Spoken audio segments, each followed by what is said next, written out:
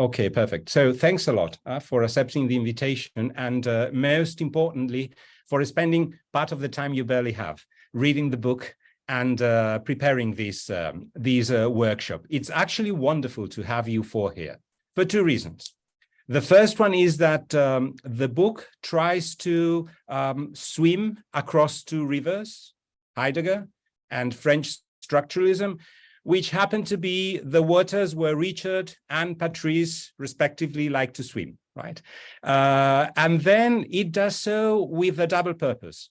First, it aims at analyzing the premises and broadening the conceptual limits of contemporary philosophy, which I think is also Phil's goal, at least one of Phil's major goals. And secondly, it also aims at thinking across modern and extra-modern worlds, which is Jarrad's. So for all these reasons, I mean, I couldn't ask for more. Again, I'm very grateful that you've been willing to engage in these and that you've taken the time to read the book. And also, Richard was there right from the start, almost from the start, in the sense that he followed one of the early developments of what would later become the book. Jarrad very kindly reviewed it for one of the publishers, and he also wrote an endorsement. Phil and I have engaged over the past months in a very incipient but highly stimulating intellectual exchange. And also over the past 2 months, I've had the pleasure of joining 2 sessions of Patrice's wonderful seminar in Paris on French structuralism. So I couldn't think of better interlocutors for this. So great, let's go ahead. I'm going to suggest, let's see if you agree, that we all present briefly. 10 minutes would be wonderful, 15 is perfectly fine, 20, it's fine as well, right? So if you need a little bit more of time, it's good, right? And I would suggest that only after the presentations, unless anyone has any objection to these, we go into a polyphonic dialogue, right? But if there are a couple of questions after each presentations, which are important, which are very precise, and you're willing to go ahead with them, no problem at all, of course, right? Let's just leave the broader comments for afterwards, but we can engage in smaller interlocution after the presentations. Yeah, sounds good? Okay, so I thought about doing these just in alphabetical order, which means that Phil would go first, Patrice, Richard, and Jarrad, and myself at the end. Okay? Okay, good. So whenever you want. Yeah, that's fine with me. Am I coming through clearly enough? Absolutely. Yes. Okay. Also, I have activated the sharing screen mode for all of you. So if you want to share any document, etc., just feel free to do so. You don't need to ask me, I hope. That's great. Well, I don't have any presentation to share. I'll be discussing a little bit the artifact that I sent out, but I haven't prepared a PowerPoint or anything like that. So, well, I wanted to just start by thanking Carlos and Sofya, Shaikut, Segovia for their kind invitation to discuss really their wonderful book with you all today, and to share a few insights from my own research into these themes. So Carlos first got in touch with me after reading the introduction to my my 2-volume monograph entitled Dearth, Deconstruction After Speculative Realism, which is currently under review with Northwestern University Press. And this book takes as its point of departure Jacques Derrida's unpublished 3-year seminar on Martin Heidegger and Maurice Blanchot, held from 1975 to 1977, entitled La Chose, the Thing, through which I engaged the matters of non-relationality, nothingness, and nihilism at work in speculative realism today. Which is also why I was delighted to read Heidegger's The Argument Against Need, which Professor Polt sent out. So Derrida's seminar itself consists of repeated confrontations staged between a gesture of gathering, which he reads in Heidegger, and one of distancing that he reads in Blanchot, in order to try to seek out the nature of the thing, or the thing in its nature, below the Greek, Latin, and Germanic deformations that would have befallen it. Clearly, I think very akin to how the Segovia has examined the convergences and divergences between Dionysus and Apollo, Earth and world, to reinterrogate the question of nihilism. So as Blanchot noted in the small artifact that I sent out, his notes on Clémence Ramenoud's pre-Socratic studies, which we found in the archives that are now held at Harvard University, with which I've been working for the past few years. We all have the feeling of living through a mutation in the human by way of the positionality, the enframing, or gestell that now orders our communicative networks, constraining our practices of meaning making. And this is why, following Nietzsche, Blanchot writes, we feel both a certain proximity to and a certain distance from the human mutations of thinking that took place in the Greek tragic age. So the Segovias insightfully write that nihilism consists in a requisitioning of both pure subjectivity, pure objectivity, and their dissolution on behalf of the generalized connectivity of all things, a gesture they detect as much in speculative realism, new materialism, and various strains of posthumanism. In all three cases, they write, phusis is darkened, sacrificed on the altar of planned organization, divested of any witness, and replaced by a politics of negotiation. Now, I believe that deconstruction by way of Heidegger and Blanchot allows us to approach something very similar to the Segovia's injunction to cultivate both our Greek past, Heidegger, and our turning to an extra modern outside, Blanchot. So I'm fully on board with their claim that the Greek tuning into phusis and our own cannot be the same, since the erasure of phusis by Gestell has already taken place and stands behind us.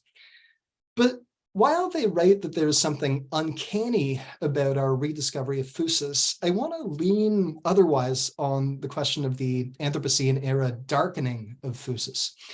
It's thus my pleasure and my privilege to have the opportunity to repay the touching gestures of intellectual friendship and curiosity, really the sincere generosity that Carlos has shown my work, by leaning a bit further into such counterpoints today by drawing from Heidegger, Derrida, and Blanchot.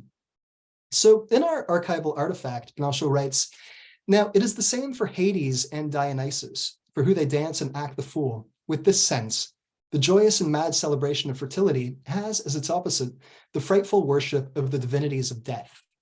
And they pray in addressing themselves to the statues we have here, as if one chatted with the houses. When Heraclitus invites the foreigners to enter by telling them, here too are gods, it's perhaps that where students and masters speak together, discussing the wise thing, the gods are also present.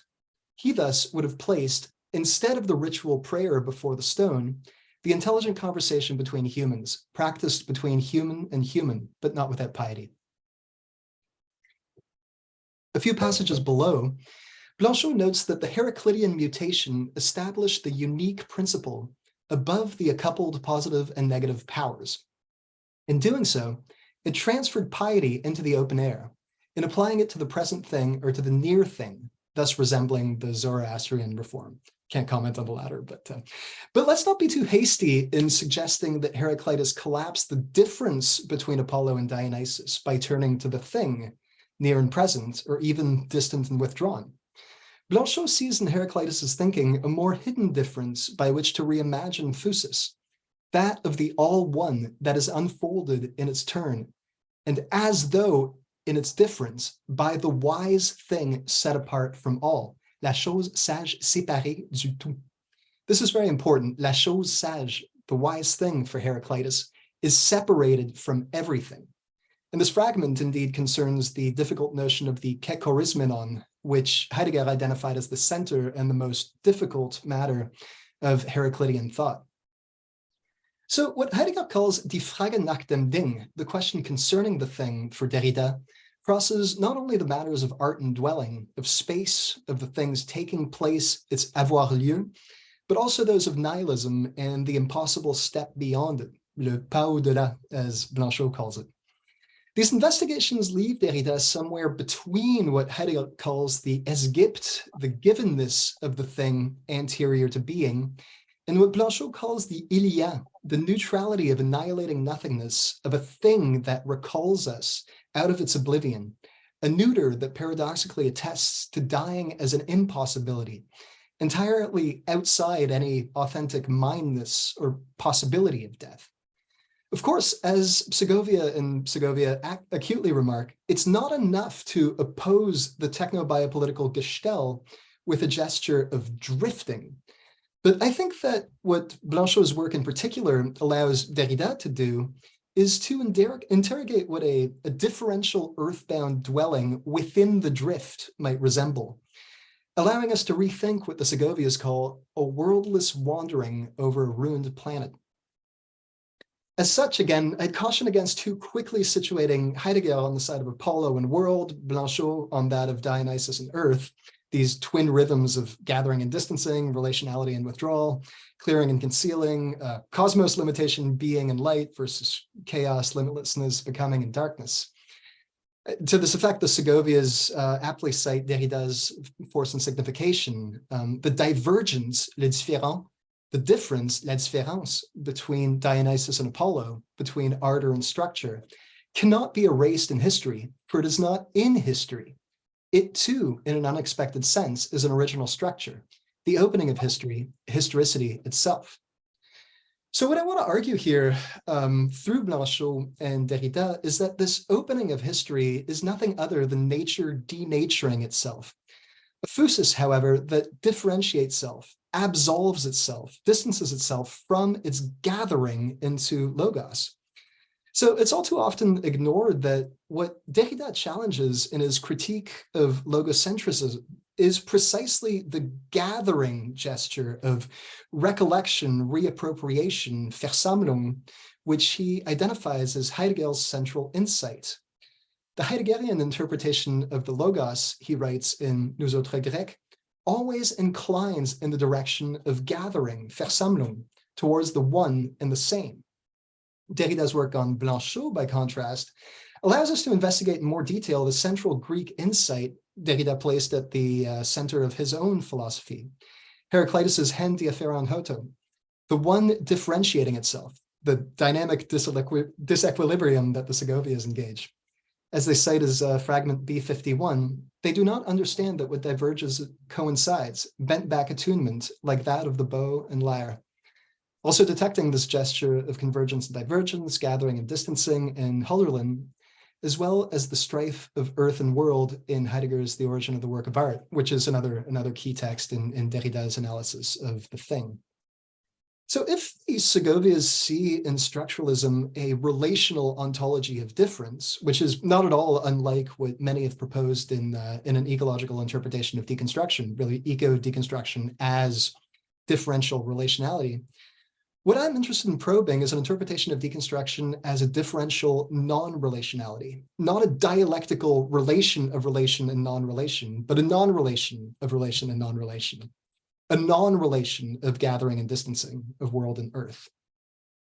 So what I want to press a little further then is really to what degree asking what things are, as the Segovias propose, involves reworlding the earth. What form can reworlding take if the earth in its materiality finds itself promised to an annihilation without return, the irreversible nihility of the Anthropocene extinction? Can one not instead seek the earth as nature below the reversal of clearing and concealing, in a nothingness that withdraws from the very play of being and nothingness? So this is not unlike what the Kyoto School philosophers Nishida Kitaro and Nishitani Keiji have proposed in contrasting the relative nothing and absolute nothingness, the nihility of nihilism and the absolute emptiness of nature, seeking in their own way, as the Segovias do, I think, to rekindle our awareness of life's tragic aspect, our awe before that which is, and also that which is not, la chose qui n'est pas, and our care for a nature that can only remain in an eternal indifference, in a givenness without givenness to anything or anyone. But I believe this involves a different take on what the Segovias analyze from Heidegger's 1944 Heraclitus seminar as the disempowerment of phusis, basically suggesting that disempowerment is a good thing and joining something of a degrowth in Naturphilosophia.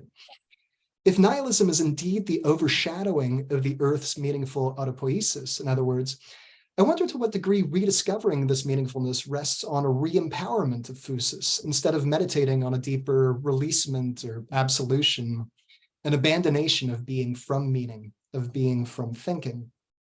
And oh yeah, we're okay for time, right? So, yes, we are, perfectly.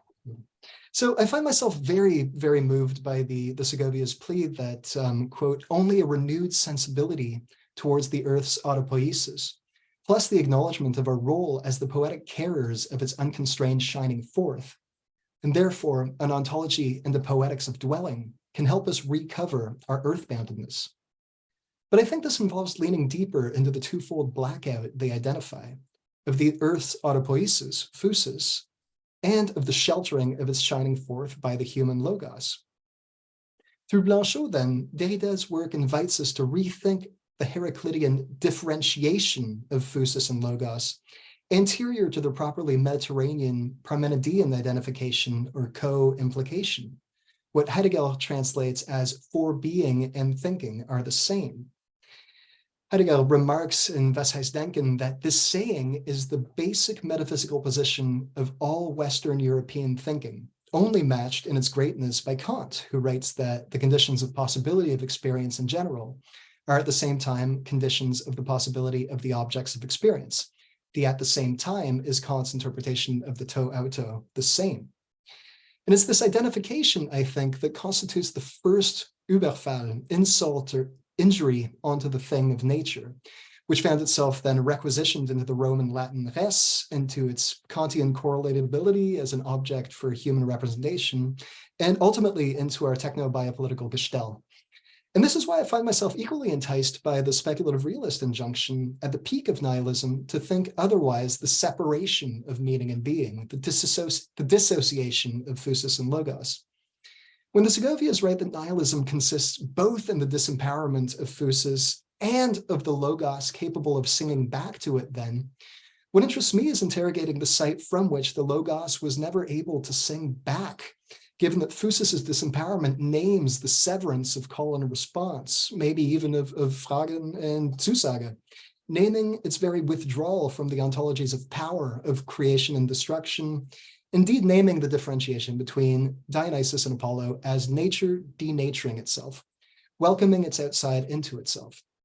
This is why I paused on the Segovia's mention of Heraclitus fragment B16 with its allusion to that which never sets, and B30 with its straightforward reference to reality's underlying ever-living fire, and finally Parmenides' fragment B4 with its warning not to separate being from its own source, hence being from being. Blanchot translates fragment B16 as who will hide from the fire that does not set, qui se dérobera au feu qui ne se couche pas, as the epigraph to his collection of essays, The Work of Fire. Heidegger, by contrast, translates as from the not ever submerging thing, how may anyone be concealed from it?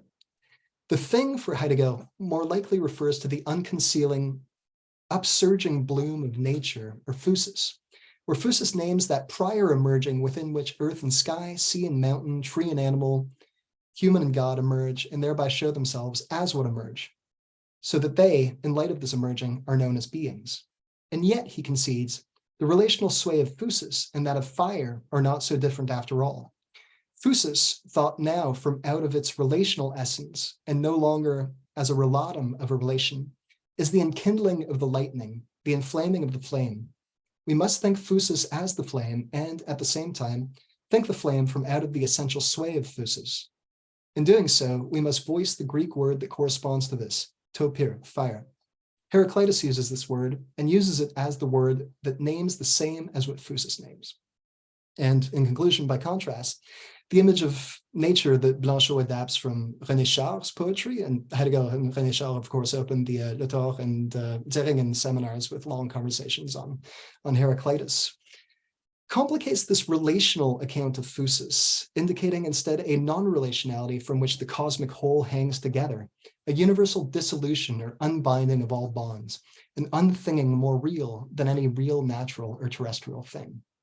Nature here is not just solid earthly things, Blanchot writes, sun, waters, the wisdom of the enduring peoples, is not even all things, or universal plenitude, or the infinity of the cosmos, but what is already before everything, the immediate and the far away, what is more real than all real things, and what is forgotten in each thing, bond that one cannot bind, and through which everything, the whole, is bound.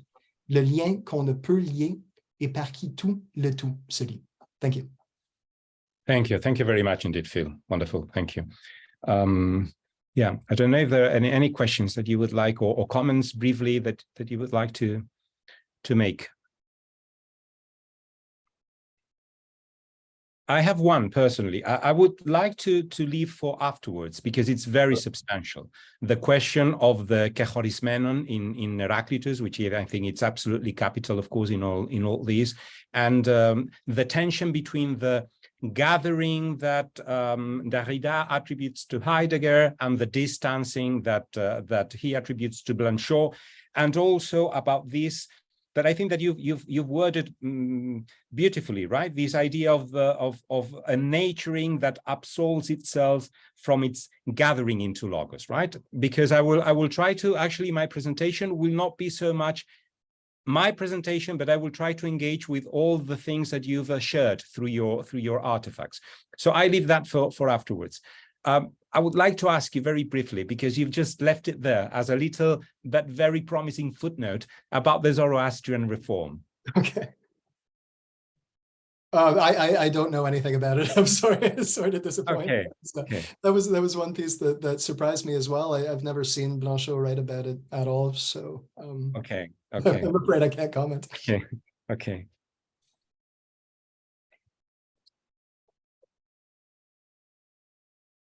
Yes, we move ahead with the next then. Yes. Okay. So good. I suppose Thanks. Good. I'm taking the virtual floor, and well, thank you, Carlos, for organizing this. It's a very curious and interesting format for doing whatever we do, philosophy, or I don't know what the name it is, but it looks very much like philosophy when I hear you, when I read you. That's one of the things I would be curious to discuss with you. It's the status of the kind of discourse that is being produced here, and in fact by us, more or less. And it seems to belong clearly to domain of philosophy, but in a renewed way. And I think this is not really emphasized in the book as much as I can remember, but maybe it's something we should probably discuss. What do we do with this notion of philosophy? Where do we stand? But so anyway, I want to thank you also for this incredible generosity that indeed you show, and it's clear that you show this generosity in many directions, and it's clear in your book. And of course, I must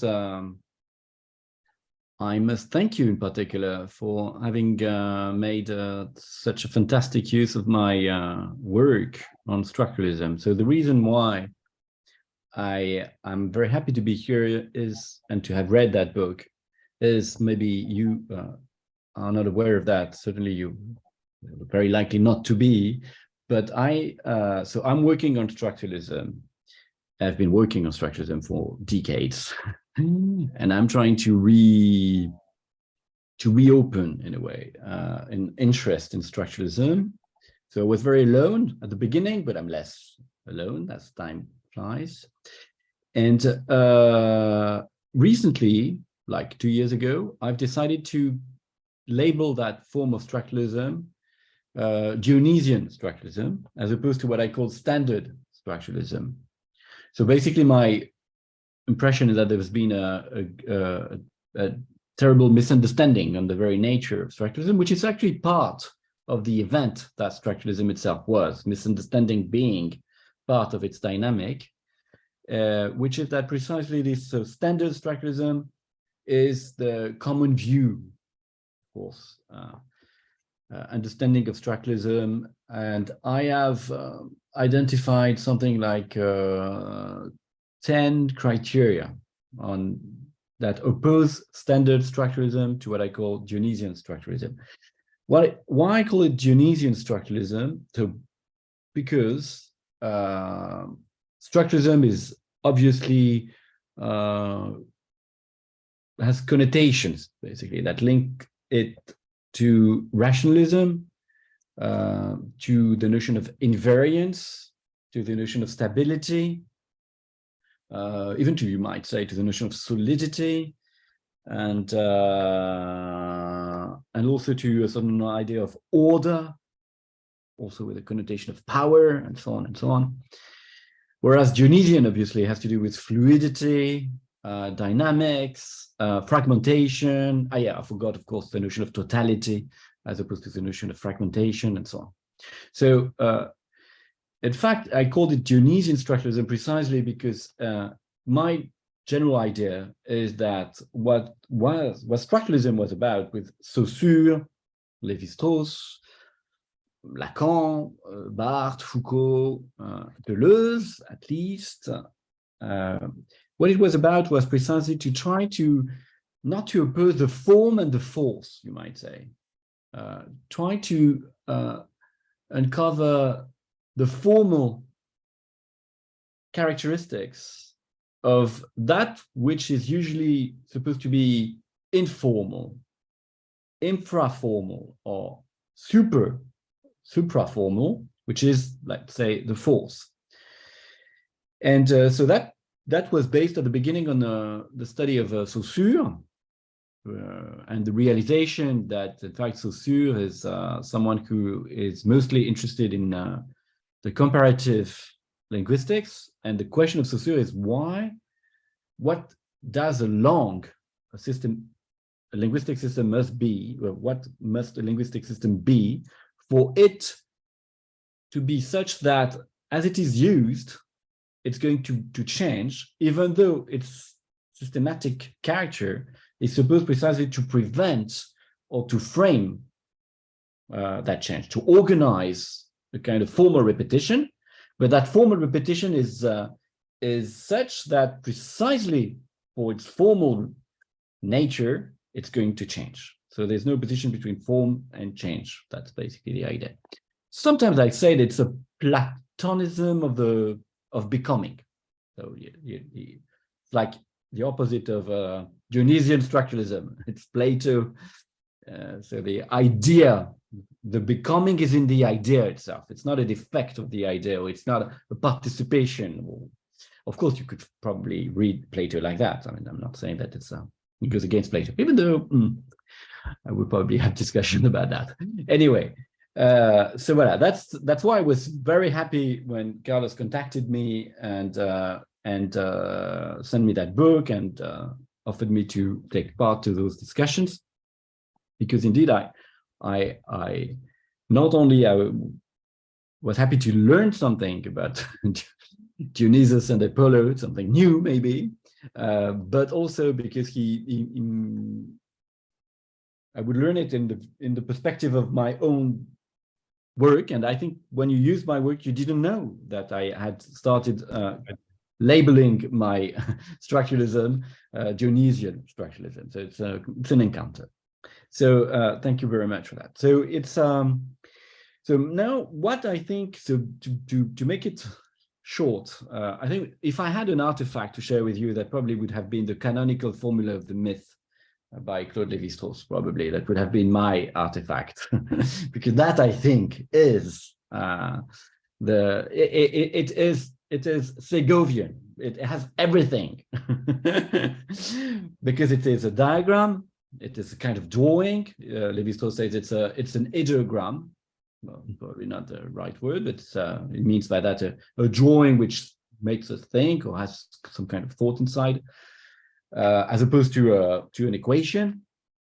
So of course it goes in the direction of what the Segovia, as they said in their book, and also including the question of dance and expression and the relation between gesture and thought or thinking. So this canonical formula is in itself a form of semiotic dance, you might say, semiotic expression. It's a gesture.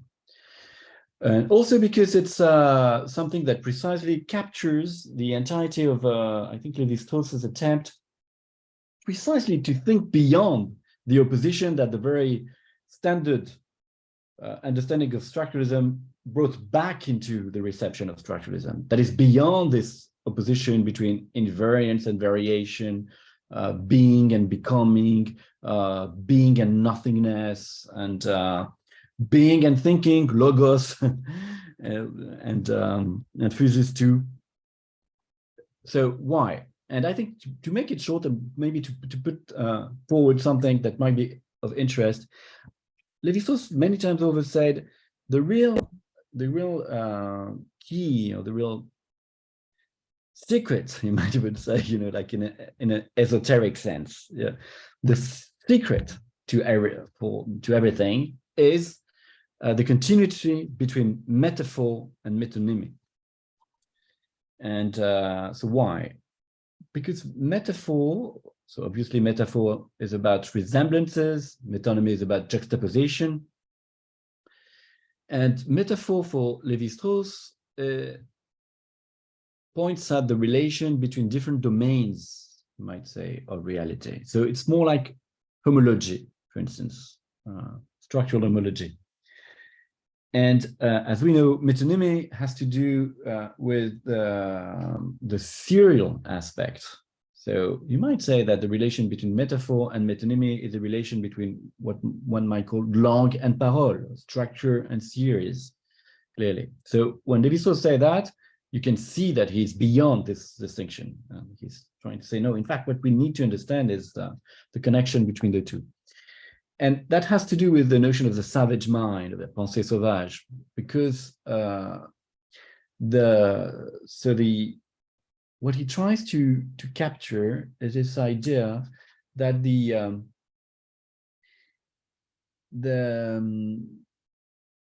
impression we have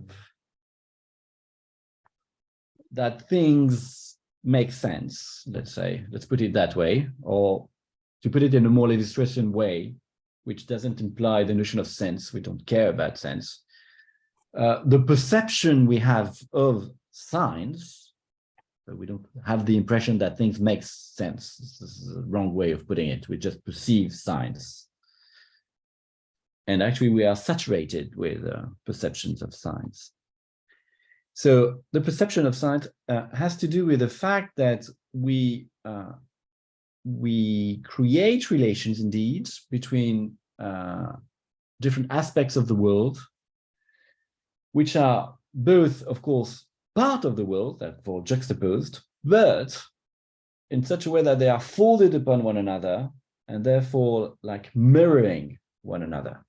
So it's like being a side of one's own reflect, as if that image in the mirror was just next to me in the same world, and conversely. It's this movement that for Lévi-Strauss is the key of semiotic logic, you might say. Yeah. Okay, so and he tries to capture that through this canonical formula and basically through his entire work. So I could see basically in that book also an approach to that same sort of secret that Lévi-Strauss was interested in. And in that, I can only say, yeah, well, I'm so happy to meet structuralist friends. So fantastic. And there are many other things to say about that. But one thing I would like to add is that for Lévi-Strauss, this dynamic relation. Oh yeah, maybe because I should say that the way I understood this your presentation of Apollo and Dionysus, and which I appreciated a lot, is this idea of reciprocal subordination. So you take from Lévi-Strauss this notion of reciprocal subordination, which he uses in the structure of myth about pecking order, but in fact, which is everywhere, and in particular in the canonical formula of the myth, among other things. And that I think is very true.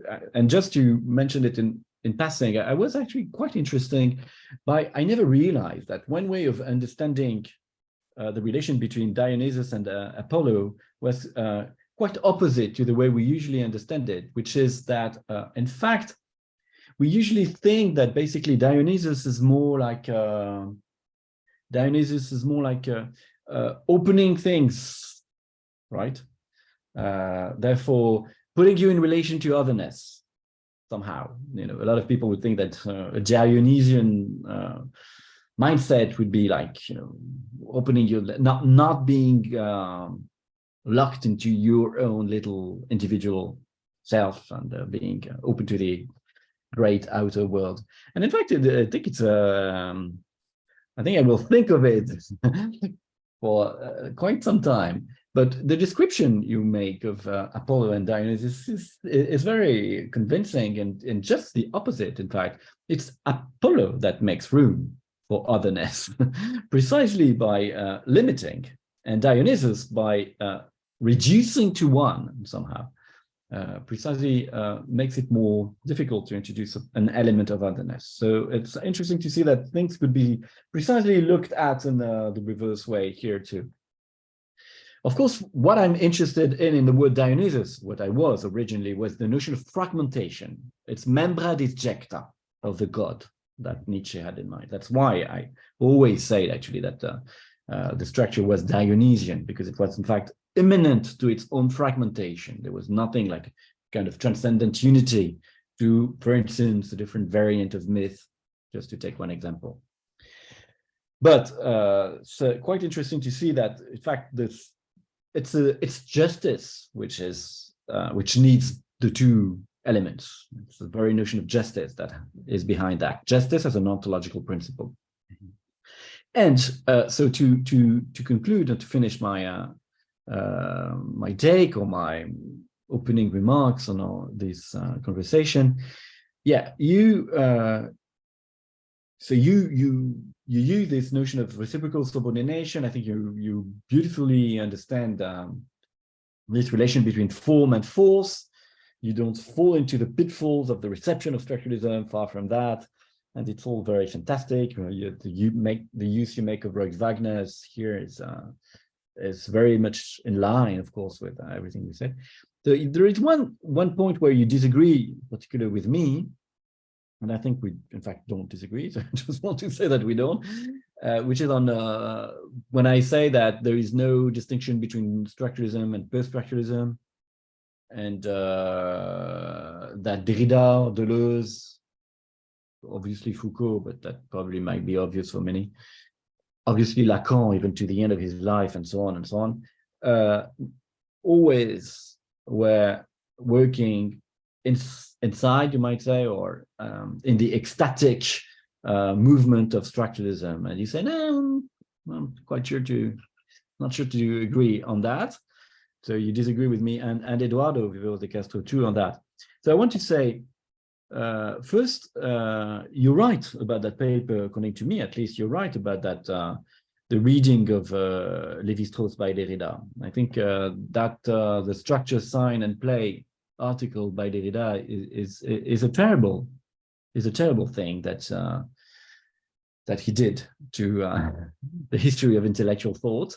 But maybe the reason why I disagree and I dislike this article by Derrida, and actually I made a lecture in Johns Hopkins for the anniversary of the Baltimore conference, which was entitled Derrida's Fault.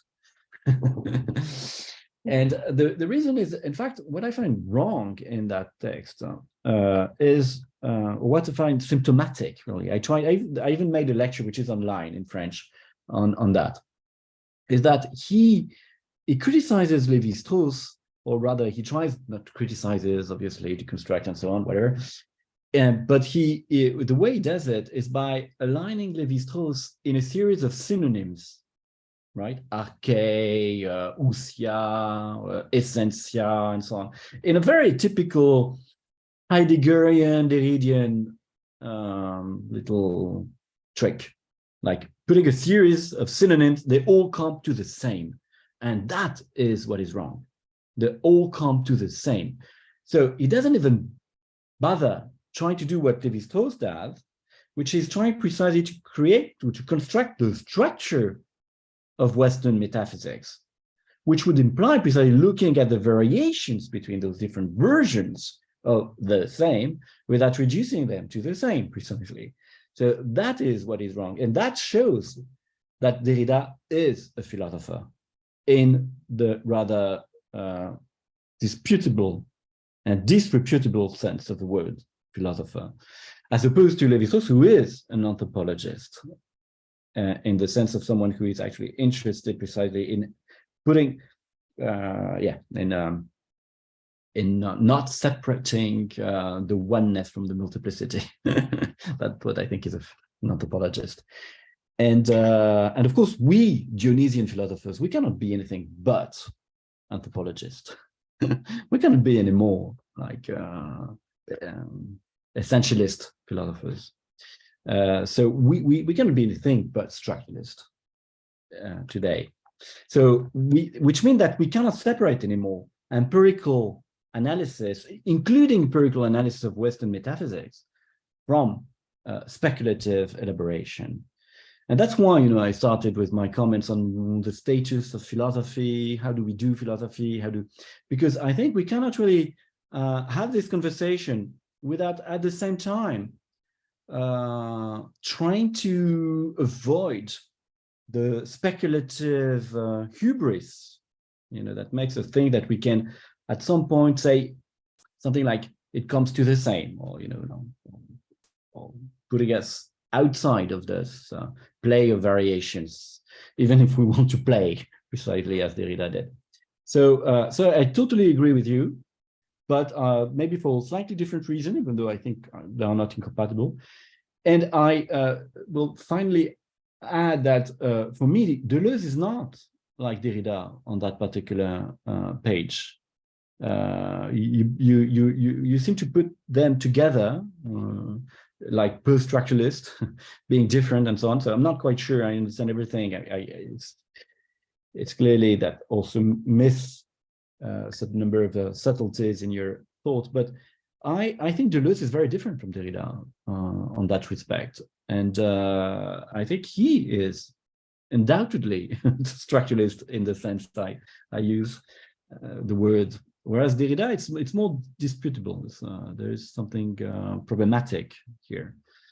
But Deleuze, I think, in all the various dimensions that I mentioned, is basically a Dionysian structuralist. And of course, it's thanks to Deleuze and his work also with Guattari that I am able to reread structuralism the way I do, obviously. It's a Deleuze, my Dionysian structuralism is not very surprisingly a Deleuzian structuralism. So I'm not sure I would put them together. Voila, those are a few remarks from my narrow little perspective on this wonderful discussion. But again, I want to thank you, Carlos, in particular, and thank you all for sharing those concerns together. Thank you. Thank you. On the contrary, Patrice, is not narrow at all. On the contrary, I think that also your approach to structuralism is extremely refreshing, among other things, because indeed in that lecture, famous lecture, right, at New Jersey at Hopkins University by Derrida, perhaps this is the moment in which this ghost of what you call a standard structuralism has become much more evident, right? Which is really a pity. Very quickly, very briefly, I think you're right. Ultimately, I think that we have overemphasized the difference, right, of Deleuze and Derrida vis-a-vis structuralism for strategic purposes in the book. But I do think that there is something which is true, which is that what Althusser might have called the problématique it's the same, right? And in that sense, there is a space of shared meaningfulness, which is clear, right? Yeah, we will go into Deleuze and Derrida for sure afterwards. Thanks a lot. And I realized that I just forgot to also mention just a little thing on because another critique that you made to the Lévi-Straussian structuralism, and another reason you give to go beyond that was also by your position with Bateson and Chispo-Genesis, which I found very interesting and indeed. But I just want to say, and I don't want to, to be the guy who says yes, the great man has said everything. But it so happens that in Lévi-Strauss, structural analysis, as you know, aims at uncovering what he calls dialectical ideas. Actually, he called them that way. Lévi-Strauss himself, not Deleuze. Lévi-Strauss. That is problems, operatic problems.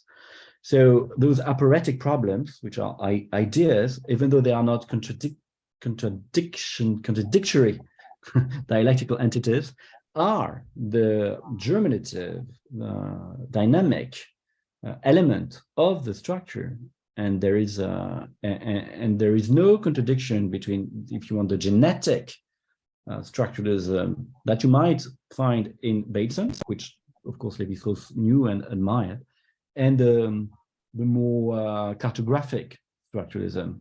So in many ways, in many places in Lévi-Strauss's corpus, you have this attempt to name, to describe, to point at the problem idea that is unfolding itself in this or that structure, including in the myth of Oedipus, as you know, the question of autochthony and well, I don't remember the word.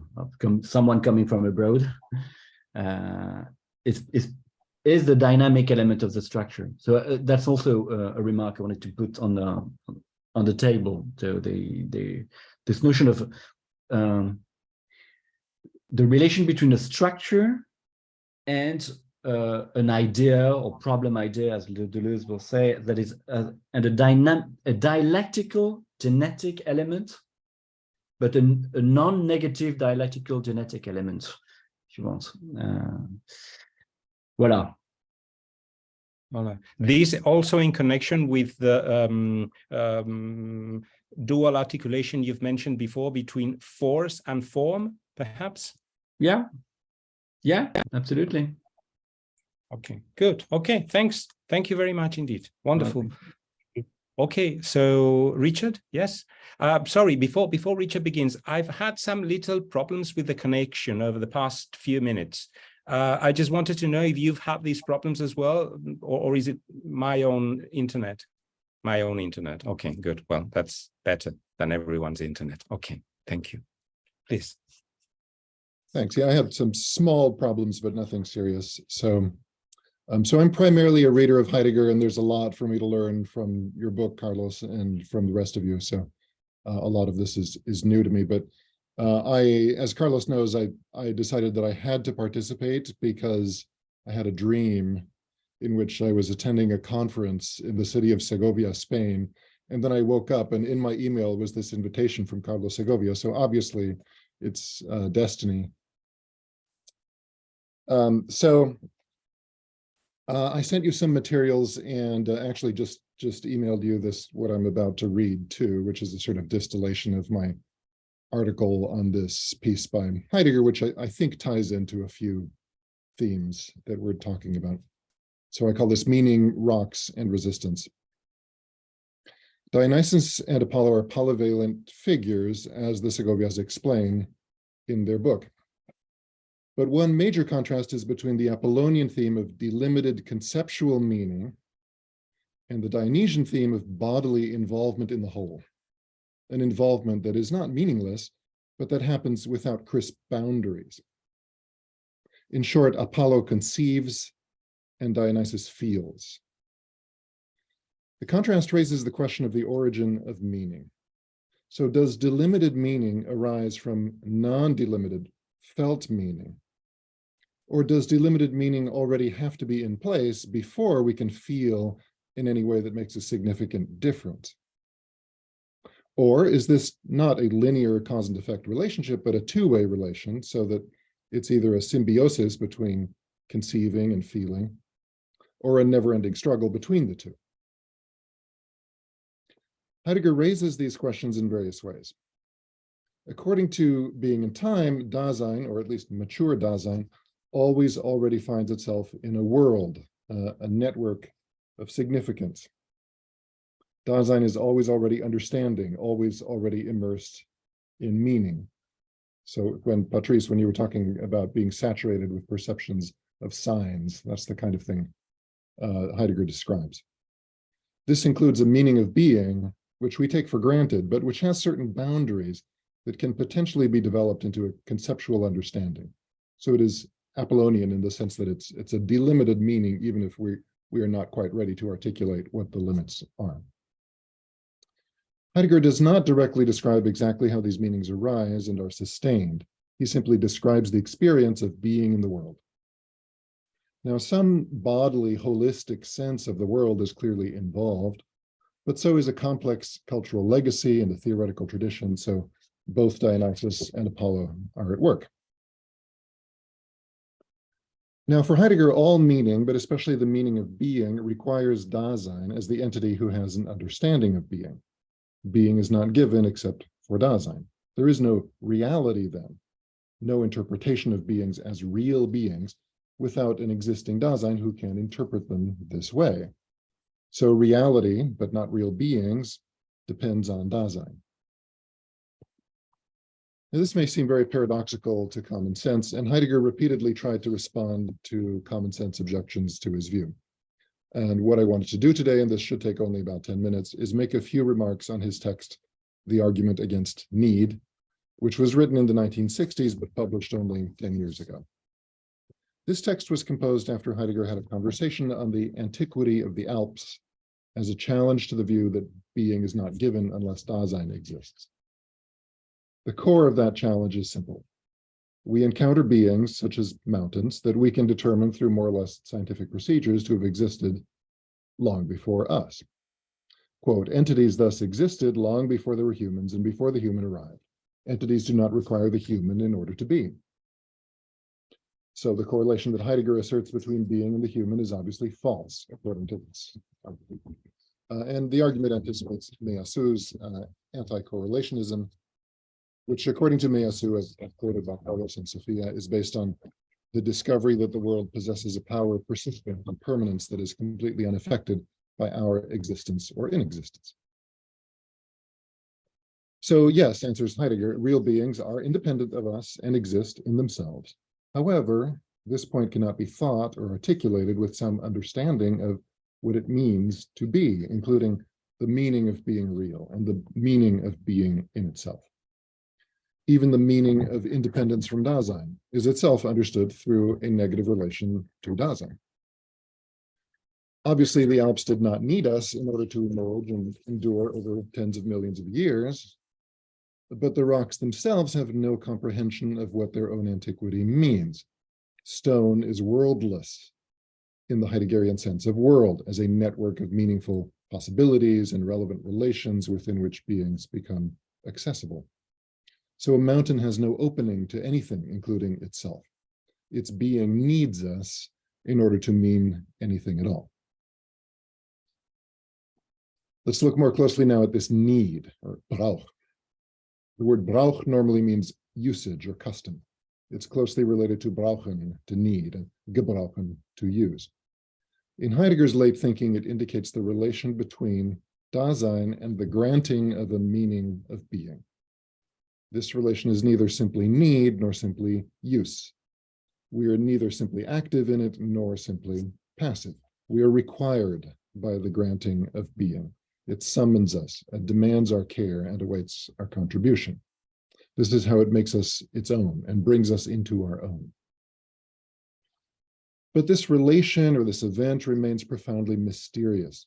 And Heidegger shows a certain reluctance to delve into the sensory and sensual conditions of sense, as many critics have observed. he tends to appeal to an origin that transcends all beings, including our bodies. And this, quote, mysticism, to give it a simple label, runs the risk, and again, I'm repeating a common complaint, of becoming obfuscation. As Sofya and Carlos put it, Heidegger is appealing to something like a deus absconditus. So I think we should recognize more than Heidegger does the constitutive role of the body in permitting beings to show up for us. Although our understanding of being does owe a lot to culture and history, bodily experience is indispensable. Meaning is not simply given in a mysterious, immaterial donation, but is formed through sensation, desire, and act. It develops through powerful experiences of fulfillment and denial, through pleasure and pain, in the broadest sense, through Dionysian feeling. For a statement of this position that's contemporaneous with being and time, we can consider Max Scheler's interpretation of reality as resistance to drive, most fully expressed in his 1926 book, Cognition and Work. So Scheler argues that prior to any conceptual delimitation of beings, their existence or reality is manifest as resistant to the original arising spontaneity. Reality as resistance does not presuppose a delimited system of significance, quote, some sphere of being that is given in advance of any empirical content of experience, as idealism falsely maintains, end quote. Resistance arises before all this as an experience of the inhibition of the will, a stoppage of one's own activity. The will involved here is not an explicit project that I consciously adopt, but a vital impulse. And the pushback against this impulse lies at the root of reflective awareness. In response, in Being and Time, Heidegger objects that, quote, the experience of resistance, that is the discovery of what resists one's striving, is possible ontologically only on the basis of the disclosedness of the world. Resistance can only be understood in terms of meaningfulness. So he says striving requires a projected possibility, which arises only within a disclosed meaningful world. Meaning is primary and cannot be built up from physical or biological phenomena. So does the phenomenon of resistance presuppose meaning, Heidegger, or does meaning arise through resistance, Scheler? It seems to me that both can be right.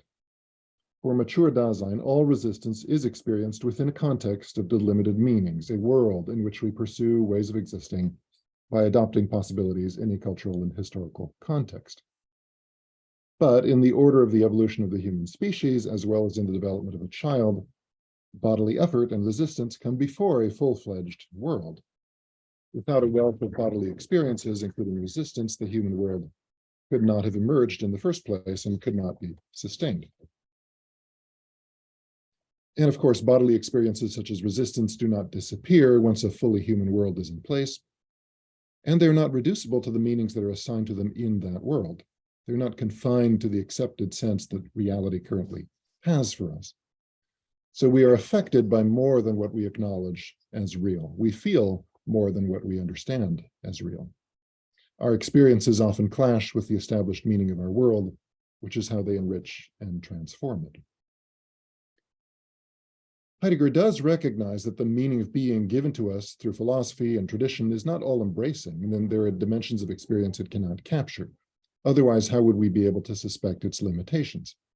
He sometimes gestures towards the importance of our concrete, bodily immersion in what is, whose power and significance are not exhausted by our interpretations of it. So in The Origin of the Work of Art, he describes earth as what sustains and precedes the meaningful world. He observes, for instance, that ascertaining how much a stone weighs is no substitute for feeling its weight. This feeling does not penetrate the stone and reveal its meaning, but it is still an essential experience. Despite these efforts, and in conclusion, I would say that Heidegger remains primarily in the Apollonian realm of words and ideas, particularly in his late thinking. He develops intricate and thought-provoking paths into meaning, but does not pay much attention to how we find ourselves corporeally engaged in an environment, an experience that precedes our concepts.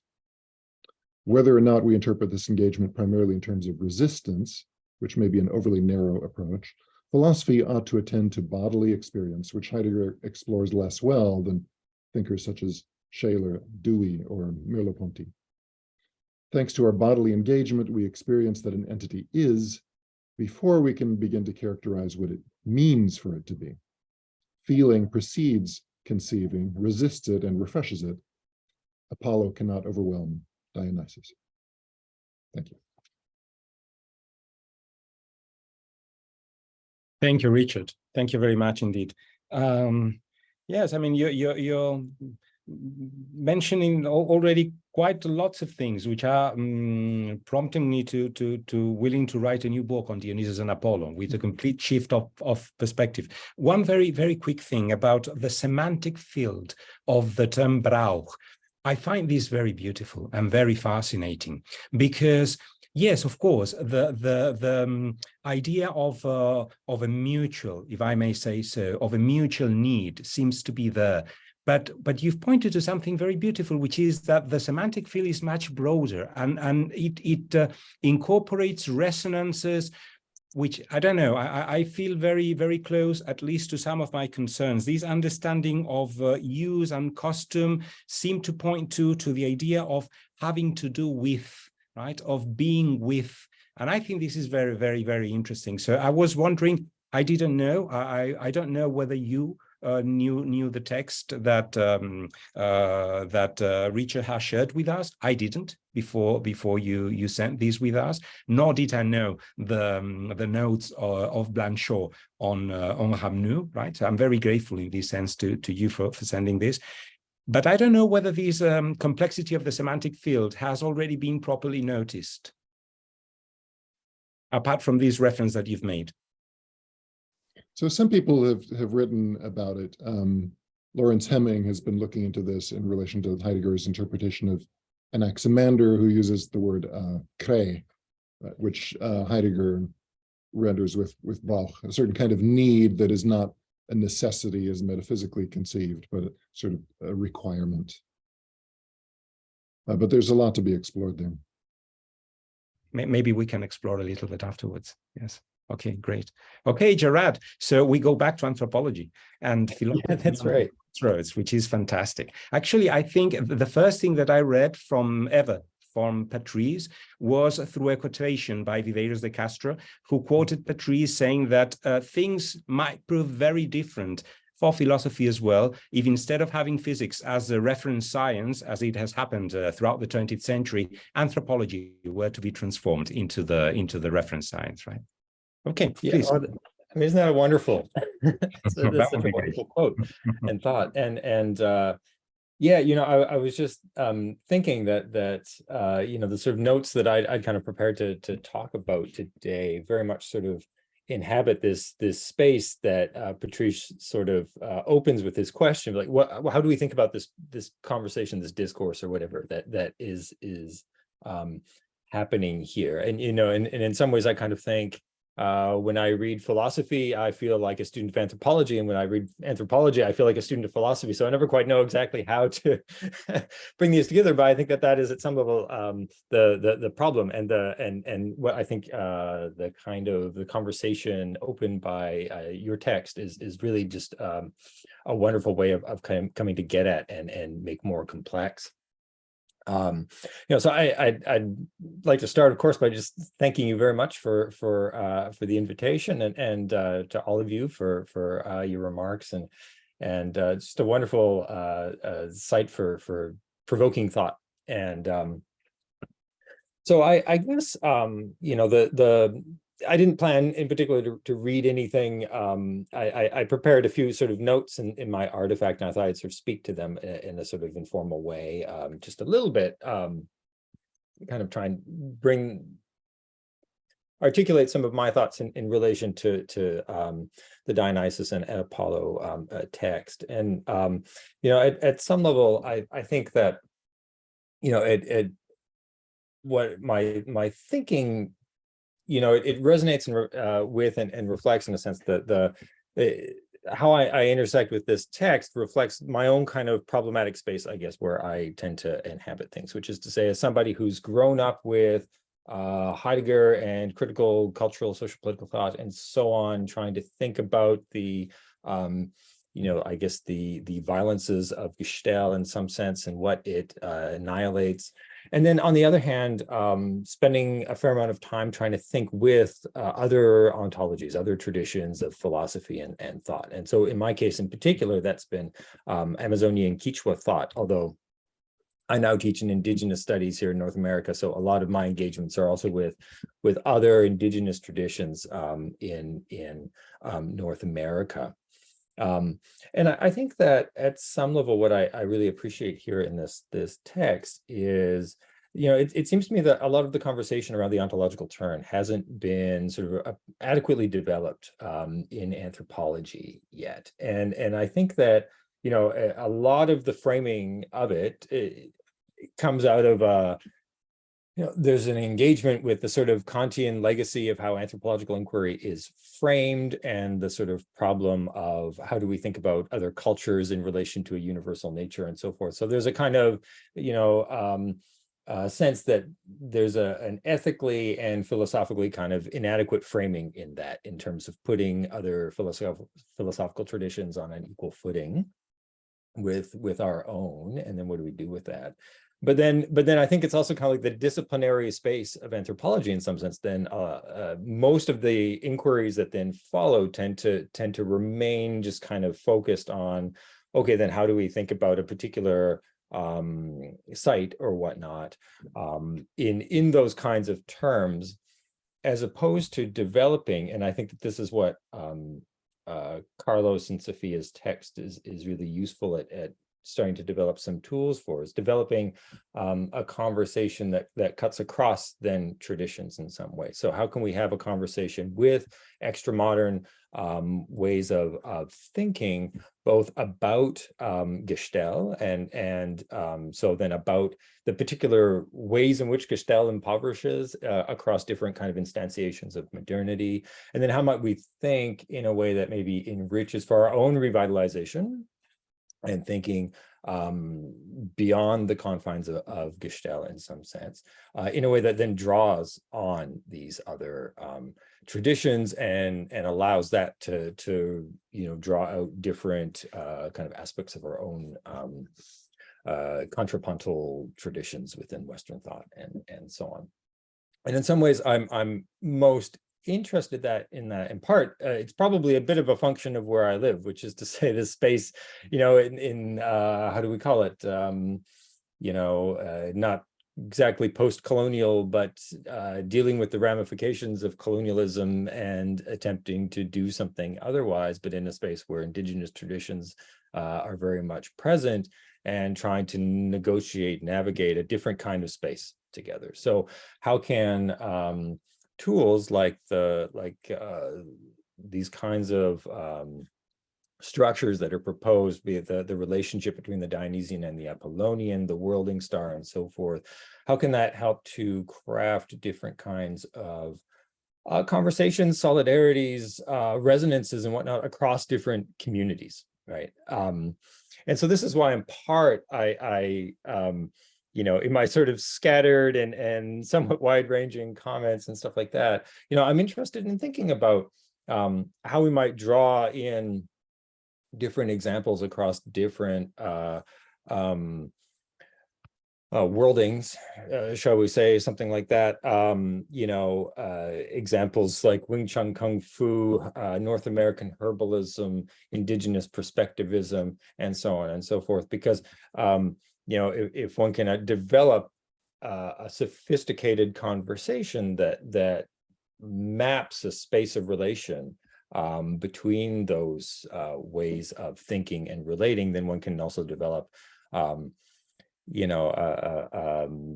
resonances, solidarities, and so forth in terms of articulating alternate kinds of futures, building in a different way from out of our dwelling, if we will. So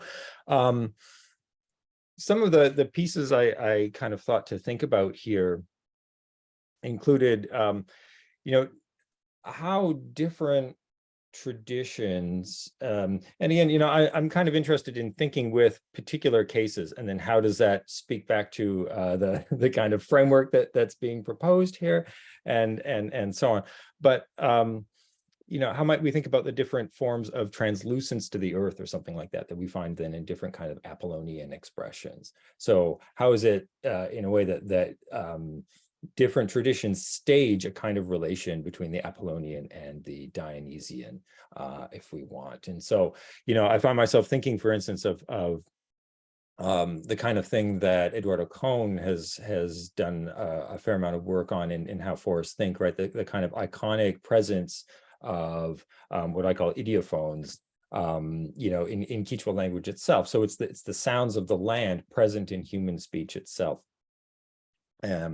But this has a kind of analogy as well to embodied practices of becoming alike and so forth. But what's sort of interesting here, and I'm a little bit curious about how people think about this, and Carlos as well, how we might put into conversation things like Buto, as you've wonderfully talked about in your text, with some other examples too. So if the ones in Apollo and Dionysus, after nihilism, we've got Buto, we've got yoga, and then I think it was ballet was the third.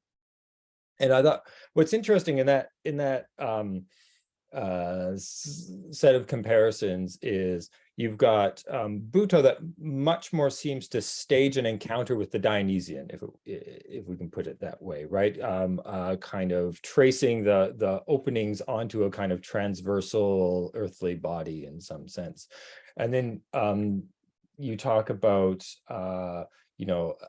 how embodied practice, I forget exactly how you put it, but falls on a continuum between a more openness to that kind of earthly body, and then on the other hand, kind of subjecting it to external criteria. And what I'm curious about at some level, because of ballet is a very obvious, I mean, that's a very clear example of that, right? And yoga also, if we think about it in the classical expression of an orientation to Atman and so forth, that makes a lot of sense. But then I wonder how we might think about this and develop this conversation about the kind of the way in which discourse and body intersect in different kinds of practices, and thus get an orientation to the earth gets cultivated. If we're then thinking about, for instance, Amazonian bodily becoming, so you want to hunt like a boa because it's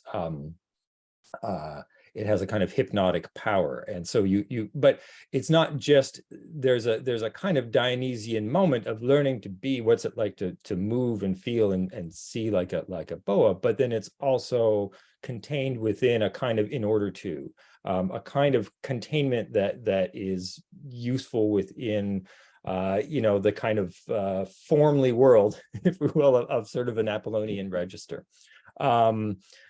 Wing Chun Kung Fu is an interesting one in this regard too, right? Where we have, on the one hand, there's a range of there's dimensions of free exploration and so forth that's kind of necessary in order to sort of develop the movements and the capabilities of the body and so forth. And there's all kinds of resonances in the histories with, 5 animals and whatnot, or the 5 elements of Chinese thinking.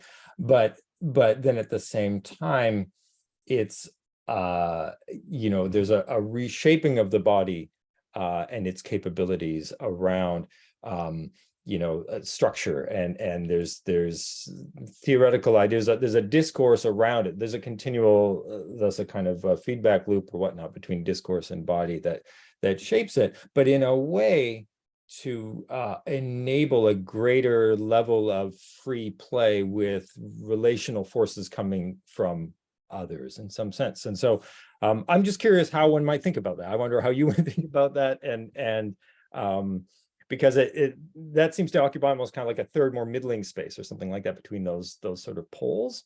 And I think this is sort of interesting if we're thinking about different kind of Apollonian instantiations. The degrees of translucence, if you will, to the earth is an interesting question. In a similar way, I very much like how the the idea of the Apollonian as that the space of the right of a being to be, in some sense, right? So the clarity that's given in that, and to think about then the ways in which other traditions offer something kind of similar to that, coming into semiotized form or something like that. But I think about in the Amazonian context, where origin stories become a fundamental kind of reference point, where we're continually thinking about a passage from an earlier beginning time where everyone is a human to an after time where the world emerges into these co-adapted, differentiated relations. And so in a way, the space of relation is not dissimilar to the kind of relation that informs the thinking in structuralism, as you put it, where it's insofar as something differs from me, there's a space, there's a structure in some sense, there's a space of relation. But the way in which that gets thought in Amazonian thought, where you have a much more sort of dynamic and relationally constituted sense of self that then sets up different kinds of problems in terms of the possibility of transgression. So this is where I kind of think there's an interesting conversation to have around an analog between something like hubris and something like the Quechua term quilla, which is a kind of which is like a laziness, but sort of a promiscuity, an ability to be kind of pulled into something other than what you actually are, which is like a possibility in Amazonian thinking, but it frames an ethics, right? An ethics of relating in an appropriate way with others.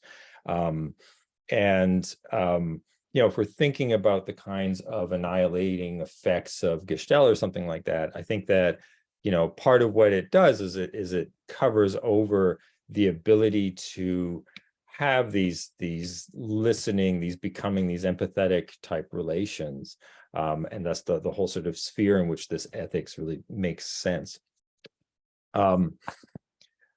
I thought a little bit as well about the with the Worlding Star, and I thought it was kind of fun to play a bit with an example to try and sort of work through, like, how would I describe, in a way that is analogous to Heidegger's jug, and you do such a wonderful job with the shaman's robe and so on, but a mukawa, so a Quechua bowl in some sense, and the different ways in which that frames or gathers, in a sense, what it is to be mortal in Quechua thinking. So not only is it of a self that is one amongst a range of perspectival selves and so forth, such that in the act of making the bowl, I'm also learning from the clay making capacities of the cicada and so forth, and absorbing that capacity.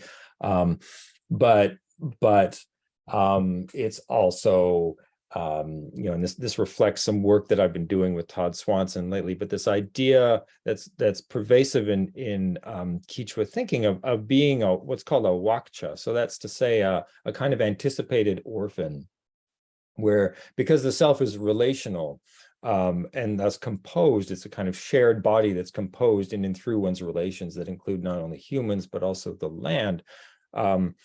How there's always then the knowledge that people will die, and so parts of your own extended relational body and so forth will die in some sense, and so there's a continual kind of anticipation of that, and that really kind of grounds a kind of ethics of continuing to kind of build and work on that space of conviviality while one can, as well as acts of remembrance and so forth.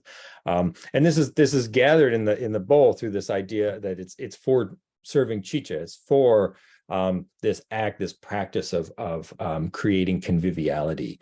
And I think this idea of creating conviviality helping to constitute a relational, a balanced relational world in some sense, against the kind of dissolutive factors of anger and uncontrolled becoming in the case of Kia and stuff like that. Really, in that we can start to kind of trace an analog to an Apollonian and a Dionysian kind of space.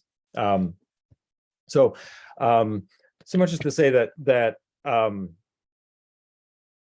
I just kind of trace this a little bit because I think that, to me, I think if we're used to thinking in terms of what kinds of alternate orientations might we have to Gestalt, and that's what can kind of ground a different sense of virtues, for instance, right? So if we think about Kleos, for instance, as being kind of part and parcel of a Greek framing of an Apollo Dionysus relation, and that I think we can see resonances of that in Nietzsche's critique of how Gestalt is a flattening force, right? And that even gets carried on in Heidegger as the sort of the destruction of rank in both in people and things. How we can put that into conversation with indigenous thinking around this as well, because there's also this question, I think, of how there's a way in which Kleos gets appropriated into empire too, right? And so it's the conquering, it's the Ayn Rand, it's the whatever, right? So there's a version of that too. And so on some level, I'm interested then in how we can inflect a different kind of version of those kinds of ethics, those how we might conceive a set of virtues that would contrast with Gestalt and kind of give seeds for different ways of being in the world. So I don't know. I must apologize because my dog was up sick all night last night, and so this is some notes that will certainly be a bit rambling, but I offer them nonetheless, and thank you very much for your provocations in your text. They're very much welcome, Jarrad. And first, because they bring many issues on the table for discussion and for thinking together, which I think it's the most interesting thing today here. But also because I think that you very aptly point to something that in different ways Phil, Patrice, and Richard have somehow pointed to, which is that behind the purely theoretical and speculative issues that move all of us, right, there are important practical issues at stake as well, right? So Phil was, for example, referring before to how to earthboundly dwell within the drift, right? And that is also a practical issue, right? Patrice opened his intervention with a very interesting thing that perhaps should be the first one that we should start discussing right after we finish this presentation, which is, what are we doing and how are we doing philosophy, right? And I think that this is important. Of course, if we incorporate the interlocution with anthropology, things start to take an entirely different shape. Richard was if I've understood him correctly, was mentioning the importance which he found somehow lacking in Heidegger, despite all the virtues of Heidegger, of paying justice to that which exceeds the sense that we're able to make of reality, right? And you are talking about finding new virtues or rethinking classical virtues otherwise, and also in terms of helping craft, you say, conversation, solidarity across worlds, or maybe in the limes of the Gestalt, right, which is where we are inhabiting. I think these are very important questions as well. So yeah, wonderful. I had a lot of ideas already when I read you facts, or in the case that we were talking about a text of his, and through the sessions of his seminar, one of which he dedicated to the canonical formula of myth. And it was really, I love, by the way, how you present this. I mean, this is how you've defined this. as a semiotic dance, right? This is something fantastic. So we will go into all that. I'm going now to briefly present on in conversation with your own ideas. Let's see how we can do this. I do want to share a screen with you. Hold on one second, please. But it's not these. How do I share? No.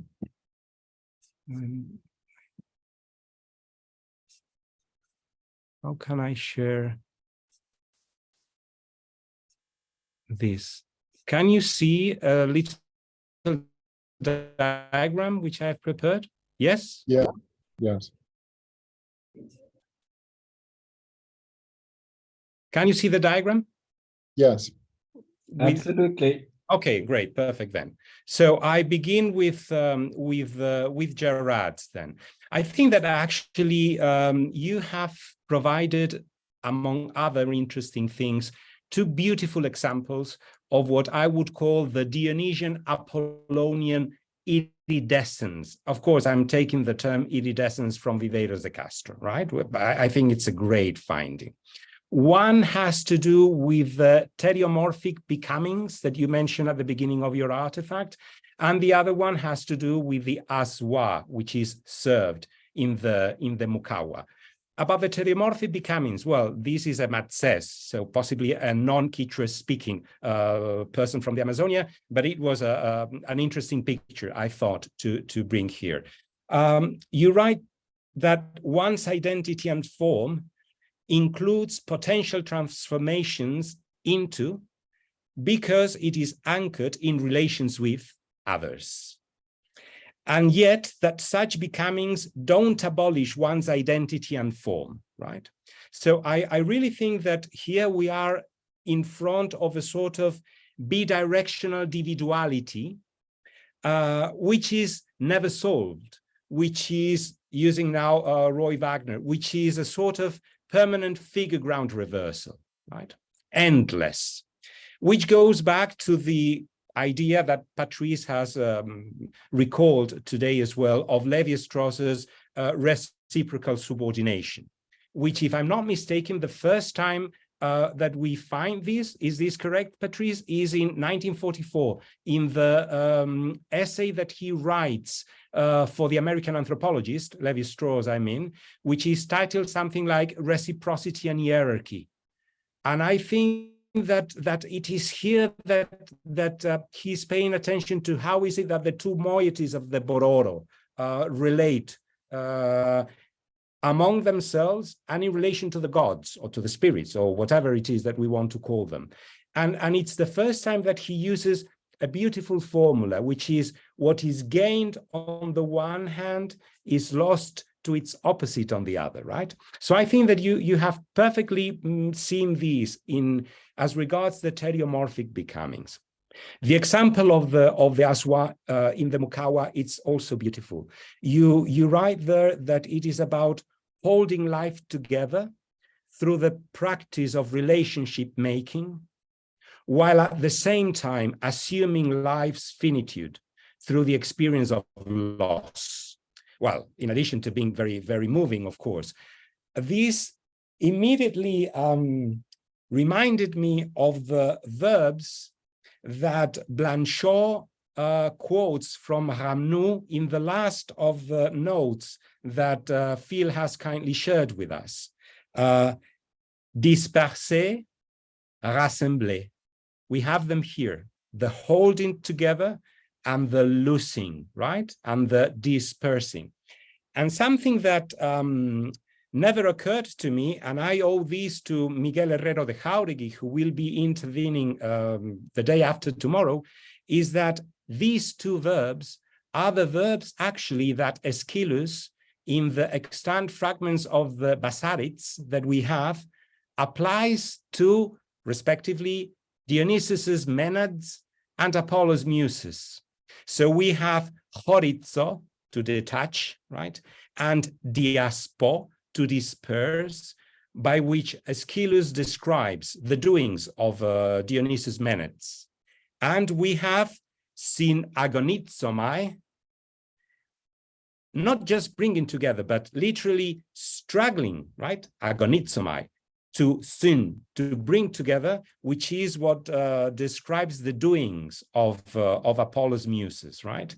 So once again, we have these iridescence, this permanent dual affirmation, this permanent exchange. I was as shocked as Patrice mentioned today when I discovered that it is actually Apollo who makes room for otherness, right? Whereas in Dionysus, there is more a kind of unification which erases the boundaries and therefore distinction in this sense, right? Anyway, and I want to, from now onwards, I want to call it a chiastic principle. I think that this is precisely what we find in Heidegger's text, in the text that Richard has shared with us. But I will go to that in a minute. I go to the next diagram that I've prepared. You can see the new one, I presume, yes? With a welding star, good. This is mostly in dialogue with Patrice and also in dialogue with one of the concerns that Jarrad expressed at the end of his artifact, which was, if I got it right, something like, well, but we cannot decide in each context what is what, right? Which are the gods, which are the mortals, etc. So I would say that the chiastic principle is also always at stake in a welding star or in a, how to call it, in a welding device, right? In the sense that Dionysus and Apollo prevail throughout the four rules that help to describe it, both from within and from without. Rules that describe it from within. First, a rule of non-substantivized difference, in the sense that the terms that are connected through the two axes, sorry, little parenthesis, I forgot. We have the terms, as Heidegger names them, immortals, sky, earth, and mortals. And then we have our own Guattarian rereading of these through the model categories that Guattari uses in his fourfold. So we have giving, possible, given, and real. So the first rule is non-substantivized difference. It's pure structuralism in this sense. Each term, inasmuch as it differs from its opposite, right? So terms are not external to their relations, right? Which, if I'm not mistaken, is one of the principles that Deleuze sees very well of a structuralism, right? In a certain way. But anyway, the second rule is that of a chiastic relationality. The terms are not only what they are in as much as they differ from their opposite, but also they are the multiplicative inverse of their opposite, which means that they stand, again, in a perpetual disequilibrium. And this, of course, avoids any totality. This avoids any totalization, right? There is a beautiful text by Viveiros de Castro as well, which is called Radical Dualism, about these multiplicative inverses, right? And here we are meeting already one of the principles of, I think, of Patrice's Dionysian rereading of structuralism, which is openness, right? There is no totality possible here at stake. Now, if we go outside the star, outside the device, and we consider that actually the device is a pure meta model, which is empty because it can be filled in many different ways, there are many different possible instantiations of the meta model. It's clear that we have here a rule that I would call, taking a word from Jarrad's artifact, of transversal refraction, in the sense that what is the giving in a certain context, what is the possible, what is the real, and what is the given is to be found out. It cannot be determined beforehand. So we are again here in a position of openness, and we are in a position of refraction. We can transversely apply the diagram in different contexts, but in each context, it will have to undergo a certain transformation. And finally, we have a rule of, I'm taking these two words from Patrice, of contingency and closure at the same time. there is, because each time the model needs to be renewed, there is no archetype. There is no umbilical point, right? The unity that it is sought through the application of the model is a purely thinkable, purely intelligible unity. And therefore, using here Aristotle, it can only be prosgen. One can only try to find how is it that these different dimensions apply in each context and how they are brought together. But one cannot depart from a previous one, from a previous closed idea. Okay, now moving to Heidegger's text, I think that actually we have here in this notion of Brauch, and I was inquiring before about the richness of the semantic field, we have also a sort of chiastic unfolding of this idea. Because on the one hand, we have humans belonging to being, and on the other hand, we have being's own dependence on humans. This is what I see again as a chiastic relationship, so that Zugehörigkeit and Abhängigkeit are the reverse of one another. Right? Now, what would happen, would be my question, if we take these two terms, and I ask you to pay attention now to the colors, which are important, and we try to superimpose them on the terms which are used by Heidegger himself in his 1944 seminar, the second seminar on Heraclitus, in which we have physis and logos. And physis and logos also interactuate in a chiastic way, in the sense that they stand in a reciprocal articulation, right? There is a movement from logos to physis, there is a movement from physis to logos, in the same way that we find the movement in the text that Richard has shared with us. And my next question would be how to, in turn, superimpose these on the triangle that we've been playing with in the book. The triangle made with these three Greek verbs that begin with the phi sound, right? And if we go moving therefore from right to left, I think that it would be easy to find that the logos, which is of course how humans belong to being, the logos would provide the phanai, right? The saying of being, the saying of physis, right? Whereas physis would be emerging towards the phanai, towards the saying, and in a certain way it would be calling it. So we would have the thein, right, of physis, of being, and the phanai of logos, which discloses physis, and whereas we have from physis the inverse movement, calling to logos. Do you follow me? Am I being clear enough? Yes? Okay.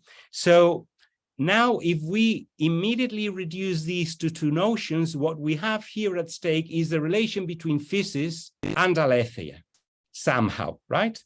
Aletheia, which would go with all the blue elements, logos, phanai, and disclosure, of course, and physis, which would go with all the other pink elements here.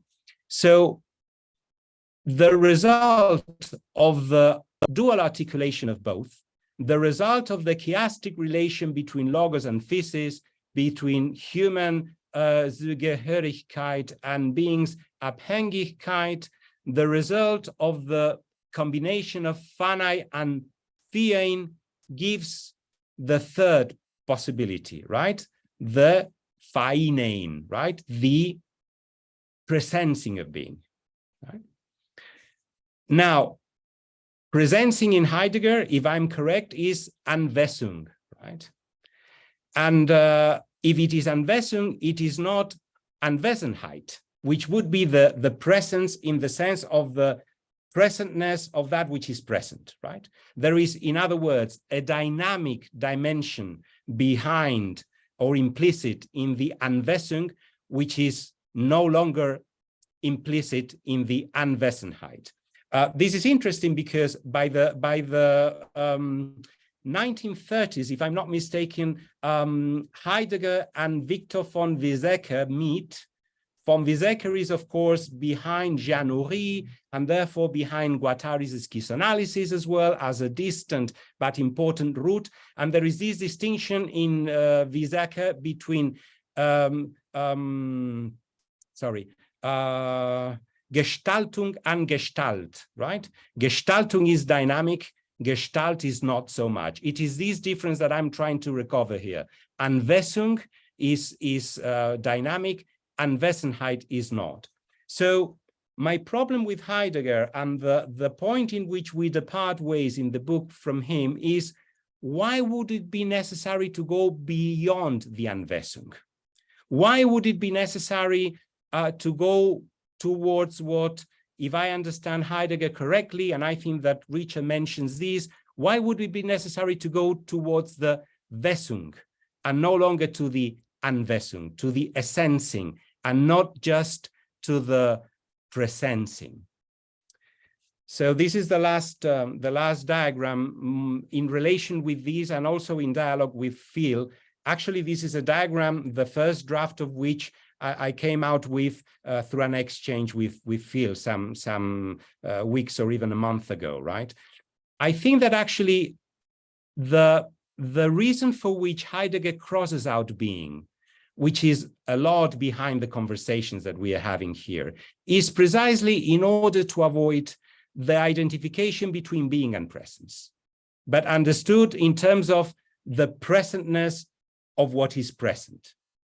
But I find that there are actually two different movements that Heidegger takes, two different drifts, two different trajectories.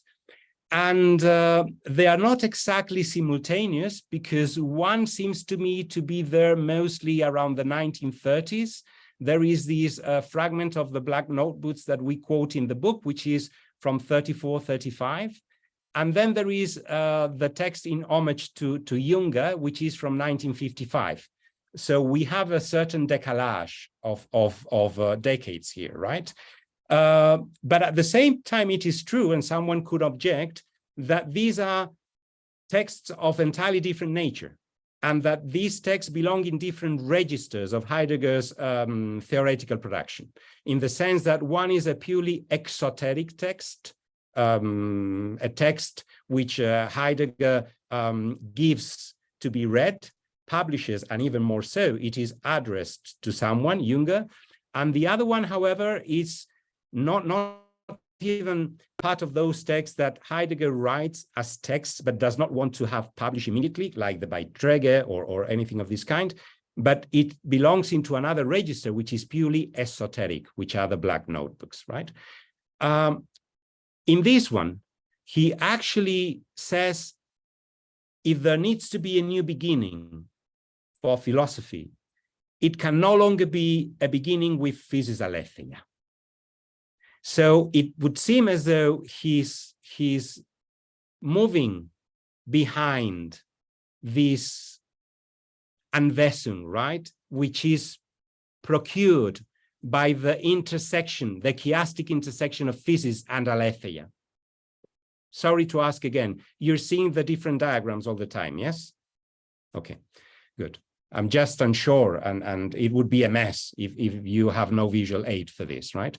So Heidegger here seems to renounce to these and to go elsewhere, to go into, well, through possibly Novalis, Eckert, Böhme, Schelling, to something which, for the first time, I think, in the history of Western thought, is thematized in the Gnostic Bythos, a sort of absolute depth, right, which is ungraspable, which is unreachable.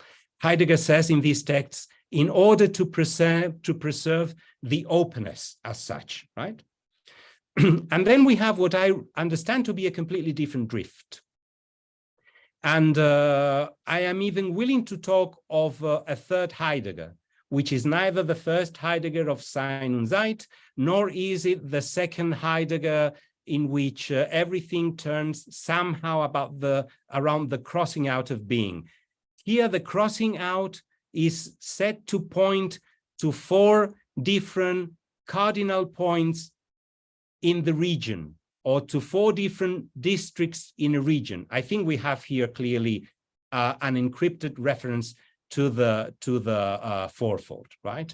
And I think that it would be clearly possible to understand that the fourfold in Heidegger, the Gewirt, is another permutation of this very chiastic principle that we have at stake in what Richard has shared with us, and in the 1944 seminar dedicated to the relation between physis and logos in Heraclitus. So I am wondering here a couple of things, and these could be certainly questions for Phil, in a way too for Richard, and at some point they're going to involve perhaps Patrice as well. Would it be possible to think in these 2 drifts as somehow mirroring the distinction that Derrida posits in La Chose between Heidegger's relational understanding of Heraclitus's kechorismenon and Blanchot's non-relational understanding of Heraclitus' kechorismenon? Because it seems to me that as far as Heidegger privileges, according to what Derrida says in La Chose, but I have actually checked the seminar of Heidegger, which is this one precisely.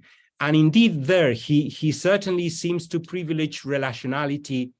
It seems to me that here Heidegger would side with this, I would call it constructivist instead of abyssal drift, right? Whereas Blanchot seems more to me to be thinking along this line, if it makes sense to distribute things in this way. So what do we have here? Which is really at stake between this opposition, between this camp and this other camp? I think that what we have here is 2 different understandings of the one, of the gathering one. How is it that we can figure it out? In one case, I would say that we have it as a purely intelligible event. I mentioned it before when I was discussing our Guattarian interpretation of Heidegger's fourfold. The fourfold is a purely intelligible device. There is no substantiality to the fourfold. It's a relation that maps relations, because mortals, immortals, sky and earth are no things. They are relations, differential relations, structuralist relations. So what we have here is an understanding of the one as an intelligible event. And I'm becoming more and more interested, and I need to thank Phil for these, because I didn't know, I was not familiar, shame on me, with Ramnou's work. And I'm becoming very interested in this sense. If I'm right, and I'm start only to read her, I think that she also interprets Heraclitus in this sense. And there is one early review from 1969, I think, by Jean Granier of Ramnou's work, in which he also emphasizes that the one for Ramnou, reading Heraclitus, is no substance and no principle. It is an event. I will quickly mention which kind of event. Well, I would say that this is, I don't know if Patrice will agree, but I think that this is how actually Lévi-Strauss understands the possibility of conferring unity to an otherwise unqualified reality as an intelligible event, right? And I would dispute, this is a little or a long conversation that Patrice and I should have at some point, right? I think that this is how Guattari thinks as well. Whereas on the other camp, I think that we have more something like a gathering one, which is a pierced ground, which is a ground turned inside out. like a black hole, right? And interestingly, I think this is, but I'm not sure. You're a much better field reader of Blanchot than I am. But I think that it is along this line that actually Blanchot interprets Heraclitus Kechorismenon. And I was rereading Deleuze's 1972 text on structuralism, À quoi reconnaît-on le structuralisme? And I think that he actually reads in the same way what Lévi-Strauss had worded as a floating signifier in his introduction to Moss. And Deleuze says, even Lévi-Strauss, who's the less romantic of the structuralists, allows for an element which is missing, for an element which is lacking, for an element which is not there. And it's very interesting because if you go to the text actually of Lévi-Strauss to Moss, you can see that indeed there is this signifiant flottant, right? Which is the notion of mana, because it can take all possible instantiations like our worlding device. But it's interesting because what Lévi-Strauss defines it like is as a simple form. It's a pure form. So there is no romantic substance which has gone here. I think that Lévi-Strauss again is thinking in purely epistemological terms, if you wish. Maybe we have here, I don't know, maybe we have here an epistemological understanding of certain things against an ontological one. I'm not really sure. And I want to finish. I don't want to make this long, but I want to show you something that I was yesterday playing with. Can you see this new image? Yes. So maybe I thought, and this was inspired by my early reading of Ramnou yesterday. Maybe all the problem that we have is how we understand gathering.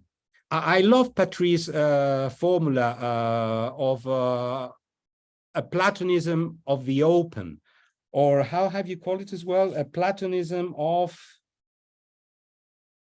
becoming. Yes, a Platonism of becoming. Because, of course, we're all the time thinking in what gathering is. I think that this is the question, of course, behind Heidegger's approach to being. It is the question behind Lévi-Strauss' notion of a structure. It is the question behind Jarrad's concern with thinking across worlds. It is the question behind Phil's concern with what is it that Orpheus is entirely unable to recover from Eurydice, right? Anticipating some elements in your book. So the problem is gathering. It's always gathering. But there are different ways of gathering. Gathering can be putting things next to one another, like in the example that Raphael presents us with. And here, of course, things are gathered together by ideally encircling them within an homogeneous space. There is, if you wish, a totalization of that which is gathered. And it's purely ontic, on the other hand. Well, it's a complete encircling, right? You have a perfect perspective, you have a symmetric distribution of things, and so forth, right? So in this case, gathering, it's certainly not an event. It's certainly a totalization. But I'm just going to mention one of these, right? But if you look into Rothko's painting, we do have here a gathering as well. But the gathering now is the pure difference between two dimensions. In this case, two different colors, right? And there is no totalization here. And yet we do have a gathering at stake. So I don't know. I think that it is interesting to also play with this idea, which I have not properly elaborated so much. But anyway, I leave it there for a possible meander of the conversation that we may have. I'm going to return now to the stop sharing. Yes, okay. There. Good. Well, that's it. Now the complex, now maybe you can turn all of you on your microphones if you wish. And the most complex question of today, I think it's where to begin.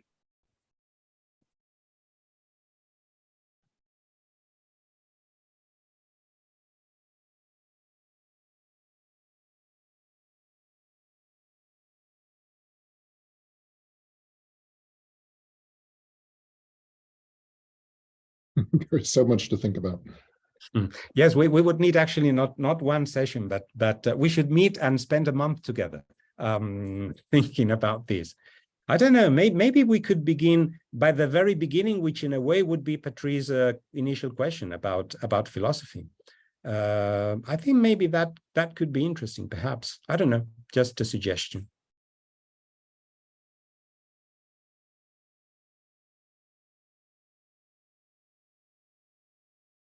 When my students ask me what philosophy is, I give a very vague answer, which is it's just asking questions, and beyond the point where most people are embarrassed to ask questions in everyday life.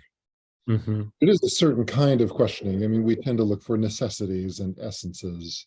You know, as Patrice said, there is an essentialism, which is, I'm not sure it's a bad thing. Would essences be something like frozen problems?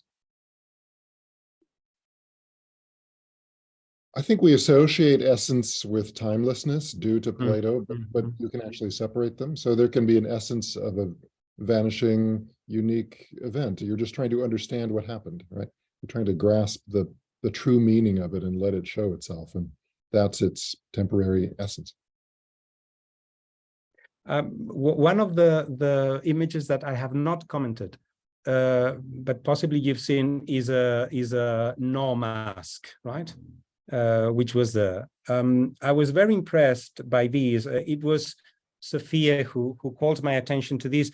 Sadly, Sofya could not make it today. She will be in tomorrow's session, and she would be able to respond much more straightforwardly to some of the questions that Jarrad has made, though I will try to speak of Buteau at some point as well. But the very beautiful thing about these no mask, as I understand, is that, and of any no mask, is that by putting it on, the actor somehow allows a transfinite quality to possess him, right? And this transfinite quality is always the same one, and it is always varying at the same time, right? In the sense that if it is the mask of a woman's youth, which is one of the masks of the theater, it's not so much important to perceive the singularity of a certain woman in her youth, but this essence which is transfinite, and it is nothing but its ever recurring reinstantiation, differential reinstantiation, but it needs to be seen at the same time. Perhaps this could be a way of understanding essences, or even eide, right, in terms which are very Dionysian in a certain way, right? And this would be another exchange, another dance between Dionysus and Apollo. Right? May I make a... Of course, I think we should just jump into the conversation freely. Yeah. There's an observation that I've made for myself. I don't know what you will think of it, but generally when we think of the relation between thought and being, Patrice and logos or whatever, well, there probably are many interesting differences between those different couples, but we think of the problem in terms that are also determined by, let's call it, the paradigm of representation or the paradigm of designation. That is thought referring to being. And quite simply, and so for instance, speculative realism question, according to me, is all caught in this aspect. A lot of the discussion of Heidegger, according to me, and the phenomenological tradition and the reception, in particular, of the phenomenological tradition in recent Anglophone philosophical world, I think, is also very much part of that. But so there is this paradigm of representation, and there is the paradigm that I would call paradigm of expression, which simply say that thought has to do with being, in the sense that it is traversed by being. It's an expression of being. It's not that. So, and I think that changes a lot of those different questions. The question is not anymore whether we are in relation with being. You cannot anymore ask the question of correlation, decorrelation in the same way, because the problem is completely different. It's and I think, well, I think that's one way of displacing the problem. And I think it's important to know which kind of relation between being and thought we are talking about. Otherwise, it's a bit confusing. Yeah, so that was one. Another remark I would like to make is at the end of your wonderful meditation, Carlos, you when you indicated the two ways out of the Sein, of the bard, of the crust Sein, it was quite impressive for me, because basically there was on the one hand formalism, and on the other hand romanticism, or rationalism and romanticism. And again, you know, for me, structuralism is precisely, I don't like the word overcoming, but it's the displacement of this opposition. And Lévi-Strauss in particular. So I would be very curious to discuss that further with you, because I was struck by the fact that you sort of reintroduced at the end exactly what you somehow helped overcoming at the beginning by your reciprocal subordination theory of Apollo and Dionysus, putting epistemology on the one hand, ontology on the other hand, rationalism on the one hand, romanticism on the other hand. You could even say intelligibility actually on the one hand, and sensitivity on the other hand. So I think that's probably not the right way to go forward. I suspect. I don't know that, because then it was very beautifully organized. But I'm a little perplexed by that. Yeah, by that. Yeah. Well, I think I didn't explain it sufficiently, and it could certainly give that impression. So yeah, sorry for that. But before I go into these very quickly, going back to the first point that you've mentioned, I think it's fantastically seen, because indeed, if we change the problem, the responses are no longer those that we are used to. If we are beyond a representational type of thinking, then neither correlationism nor anti-correlationism makes any more sense. And I am wondering whether these hinting by Blanchot in what I've started to read a little bit on this hinting at that which is no longer denotational could precisely be of help here. And we find it again in Heraclitus. I'm more and more interested in Heraclitus. When Heraclitus elaborates a fragment, any fragment, think of, for example, fragment 62, which we abound in it in the book, right? Mortals, immortals, immortal mortals, etc. Whatever it is that their reciprocal being is never said. It cannot be denoted. It can only appear as a this is what I call as an intelligible event. That is to say, it happens suddenly, right? But I don't want to elude your asking about the last issue, about whether I have reinstantiated what I had demolished before with these divide rationalism and sensibility, let's say. But I don't want to talk more now, so I will go into it in a minute. But maybe before we can continue with this question that you've raised, which is very important, I think, and connects again with what we were saying about making questions and about what philosophy is, and whether it is that thought is traversed by being, or is it that thought denotes being, and so on. On this question of being thought traversed by being, it's worth remembering that logos in Heraclitus seems to have this double meaning, right? It's both human speech, but it's also this order, or whatever you want to call it, of the cosmos itself. And Heidegger emphasizes that, but not only Heidegger.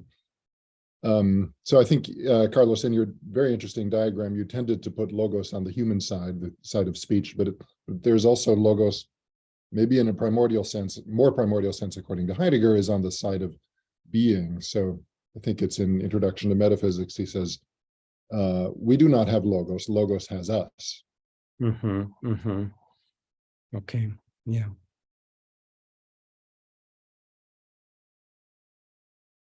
Yeah, this is the problem, I think, with on my part, with always trying to find the structures, which sometimes this tends to oversimplify complexities in this respect. What about Blanchot, feel, and the non-denotational? Would you care to perhaps introduce this? Because I think it has to do a lot with what we're discussing, but I don't know.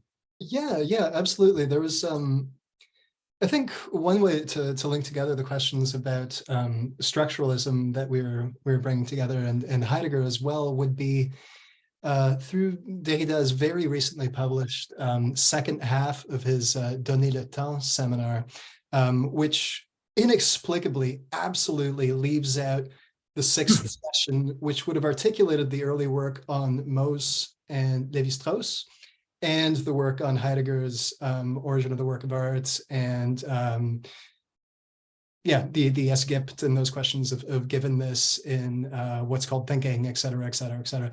So a lot of the questions that you've put forth about the floating signifier in Lacan and those things are very much at the heart of Derrida's thinking of the gift that's given without givenness too. That's a givenness of nothingness that's somehow anterior to the Esgipt going on there. So that articulation between the reading of Mauss and Lévi-Strauss and Heidegger, and later a reading of Blanchot's La Folie du Jour as well, I think is really, really important. I was really blown away by the diagram that you put together at the end with respect to this question of pathos.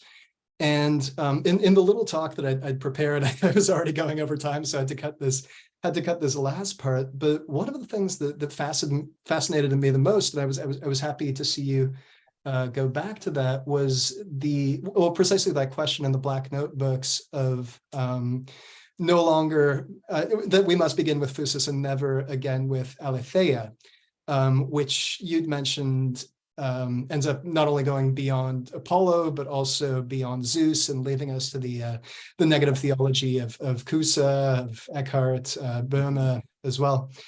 And I don't know if you recall from those Ramnou notes, Blanchot had pointed to Ramnou's redécoupage of that phrase on the Kéchorisme, on the wise thing is one and itself alone. It wants and does not want to be said with the name of Zeus, is rewritten, the name of Zeus wants and does not want to be pronounced alone. And he writes that with this formula, Greece perhaps attained a henotheism with the image of fire and the argument that God hides itself and gives itself under many names. But I was thinking back to this question of need, plight, dearth, even then with Heidegger's readings of Hölderlin, right? Like why this question that erring or das Irsal hilft, right? Or later Hölderlin will write that Gottes Fehl hilft, right? The God's lacking helps, right? So that forgetting an error and that kind of unhappiness of erring become linked to that time of distress, right? That I thought the engagement of nihilism that you were putting together was really, really acute. So I guess I'm interested in hearing more about this notion of the pathos, and especially why you place Deleuze on that side, because this was kind of a conversation that we were having as well. This kind of Anglo-American recuperation of Deleuze as the hyper affirmative, imminent affirmative biopolitics, transhumanism sort of stuff, which seems very removed to what I read in Deleuze. But just to hear a bit more about this notion of the bethos and how you see it developing in Deleuze. Well, connecting this question that you make with Patrice's comment before on the same diagram, right? Actually, the divide between the two sides is not a divide, does not intend to be a divide between sensibility or the Dionysian on the one hand and rationality or humanism on the other hand. It is actually a divide inspired in a recent rereading of mine of Hesiod. Usually it is assumed that there is a succession between Chaos, Gaia, Uranos, but if one reads Hesiod carefully, one finds that we have two series and not one. We have Chaos on the one hand, and we have Gaia, Uranos on the other hand. So actually, on the side of Gaia Uranos, which is the side that I have tried to locate on the right side of the diagram, there you have not only the intelligibility of rationality, of epistemology, which is the Uranian part, but you also have the tonic dimension. You also have the earth which cannot be fully contained because it exceeds the possibility of making sense of it. And I think that if one were to trace the genealogy of this idea back from Heidegger's fourfold, it would go back to Hölderlin, and I'm thinking here in the wonderful study that François Mattei has published in the early 2000s on Heidegger's fourfold, right? Go back to Hölderlin and to Heraclitus and to Hesiod, where I think that we have these co-belonging of realities, two dimensions, the Dionysian and the Apollonian. There is the earth and there is Uranos, and they also stand in a certain reciprocal articulation. And then on the other hand, what we have is Chaos.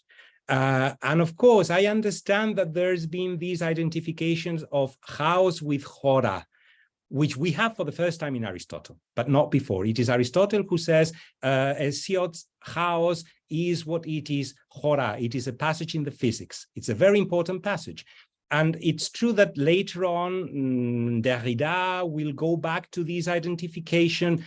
And we have therefore this is in the case of Heidegger, I think it is another source. We are not here, he's no longer there playing with Heraclitus and with Hölderlin. I think that he's playing there more with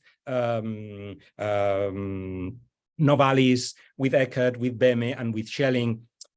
It's very interesting because, I mean, I think that, I don't know, you may correct me, if you take, for example, Novalis' Hymns to the Night, and you take Hölderlin's Gesängen to the Night, which are separated only in 2 years, right? These are entirely different worlds.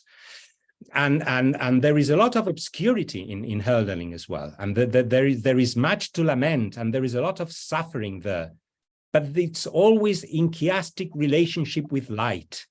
Whereas at the very beginning of Novalis' text, what we find is life is something celebrated by life in all its possible forms, but I'm not interested in these anymore because it is this drift that I protest against. This is what I would call the romantic drive in contemporary philosophy. And I do think that, going back now to your question about Deleuze, Guattari, etc., I think that Deleuze is a very Nietzschean philosopher. So we do have both things. We have a somber side, a shadowy side in Deleuze. And then there is a very affirmative side in Deleuze as well. And well, we have to cope with this. But I would say that ultimately the problem also with the Anglo-American reception of Deleuze, new materialism, etc., I think that this is the reception of Deleuze-Guattari.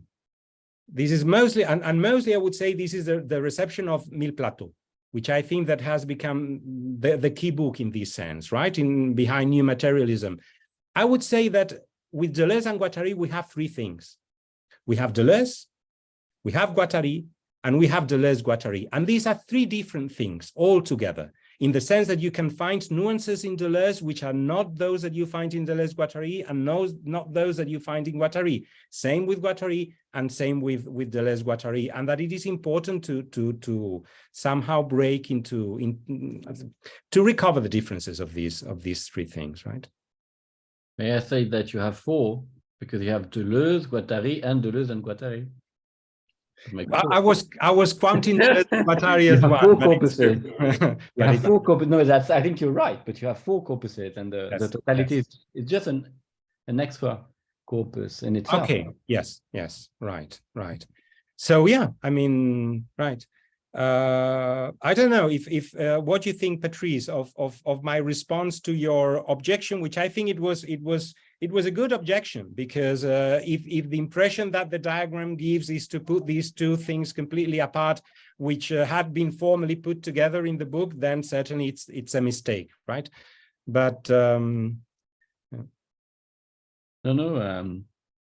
Get it, but yeah, maybe that gives me an opportunity to come back to the question of what is it that we're doing here under the label of philosophy, because the title of this round table was something like Dionysus,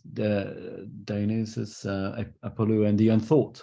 So something which, and yeah, I have the impression that so when you're presenting those ideas about Dionysus and Apollo, sorry, I'm getting probably a little tired, and my pronunciation of Dionysus. It's very hard for me to pronounce in English Greek names. Dionysus, but no, it's beautiful, but it doesn't come naturally. So when you work on this couple, I'm really sincerely wondering, what are you doing, and what are we doing when we actually try to when we discuss about basically what you're saying about this couple, because this is very specific to your work, and it's clearly a beauty of this work to associate fragments of erudition, knowledge, imagination, experience, culture that are very different from one another. And for one thing, it has to do, I think, with I'm not sure, but it seems to me that you seem to respond to a challenge of our time. Let's put it that way. There's a challenge in our time. So you all mentioned that, Gestalt, nihilism. Not quite sure exactly what that challenge is, but there is something very specific in our time, in now. So something is going on now that requires us to respond, and to respond in that particular way. So that's one way of understanding philosophy that I am perfectly comfortable with, responding to a challenge of our time in a particular way. The particular way being where the philosophical element probably lies. But so as opposed to, of course, thinking of philosophy as trying to give guidance for something which is not located anywhere, situated anywhere. So I think we share probably the idea that no, this is not what philosophy is about. So now I would be curious to know whether because you mentioned the Gestalt and so on, you seem to share an understanding of what needs to be responded to. So I would like to know what it is exactly. So the Anthropocene was mentioned, or not sure. And then it's the question of what is this discourse in a way that basically the relation between the universal modality of that discourse and the plurality of ways by which it can be articulated. And Jarrad makes that wonderful work, right? It's not, well, it's translating in the sense that translating means multiplying, multiplying that. And so does it mean that we are trying to find a particular language which enable us precisely to translate, to circulate along those lines of translation. And that is what we call philosophy, as opposed to more territorialized discourses. I don't know, like sociology, geography, and so on. Whereas philosophy means we are all on the same page. We are all equal. We are all equally lost. Basically, that's what philosophy probably means. Some people think they know something. We think we are equally lost. So that might be one way of. And I don't know whether you, Carlos, and also you, would agree on that particular understanding of what we are doing, because it seemed that we putting Heidegger, Lévi-Strauss, and Buto dance, but also and mask together doesn't seem that obvious. In a way, Heidegger probably might not be that happy to be put complete. I don't know. I think, but you tell me. Well, that's my last opening frame for the conversation. Sorry. What you were saying about asking questions about a specific context, ours, about a specific time, ours, right? I think that bridging this with what Richard was saying at the beginning, right? Philosophy as formulating questions could perfectly be seen as a way of rewording Foucault's famous understanding of philosophy as making an ontology of the present, right? Where are we, right? What is this, right? That's what I had in mind, of course, yeah, when I said responding to the challenge of our time, yeah, that's what I had in mind. Of course. So that said, I would say two things. I would say that on the one hand, what I mean, the most beautiful definition of philosophy actually that I've read, and I will keep it forever, has been provided by Phil with these notes by Blanchot, because I mean, the beginning is beautiful. The commentary on Hegel's famous phrase about the owl beginning to fly during the twilight, right? Va-t-il dire que la philosophie ne crée rien, qu'elle arrive toujours trop tard? Mais n'est-ce pas c'est trop tard son mérite essentiel, n'ayant plus à façonner une culture, mais à fonder la transparence. I think this is absolutely gorgeous, right? In the sense that philosophy would therefore be through making questions, and through making questions about where we are. That is to say, about the game that we are already always playing without noticing it that we're playing.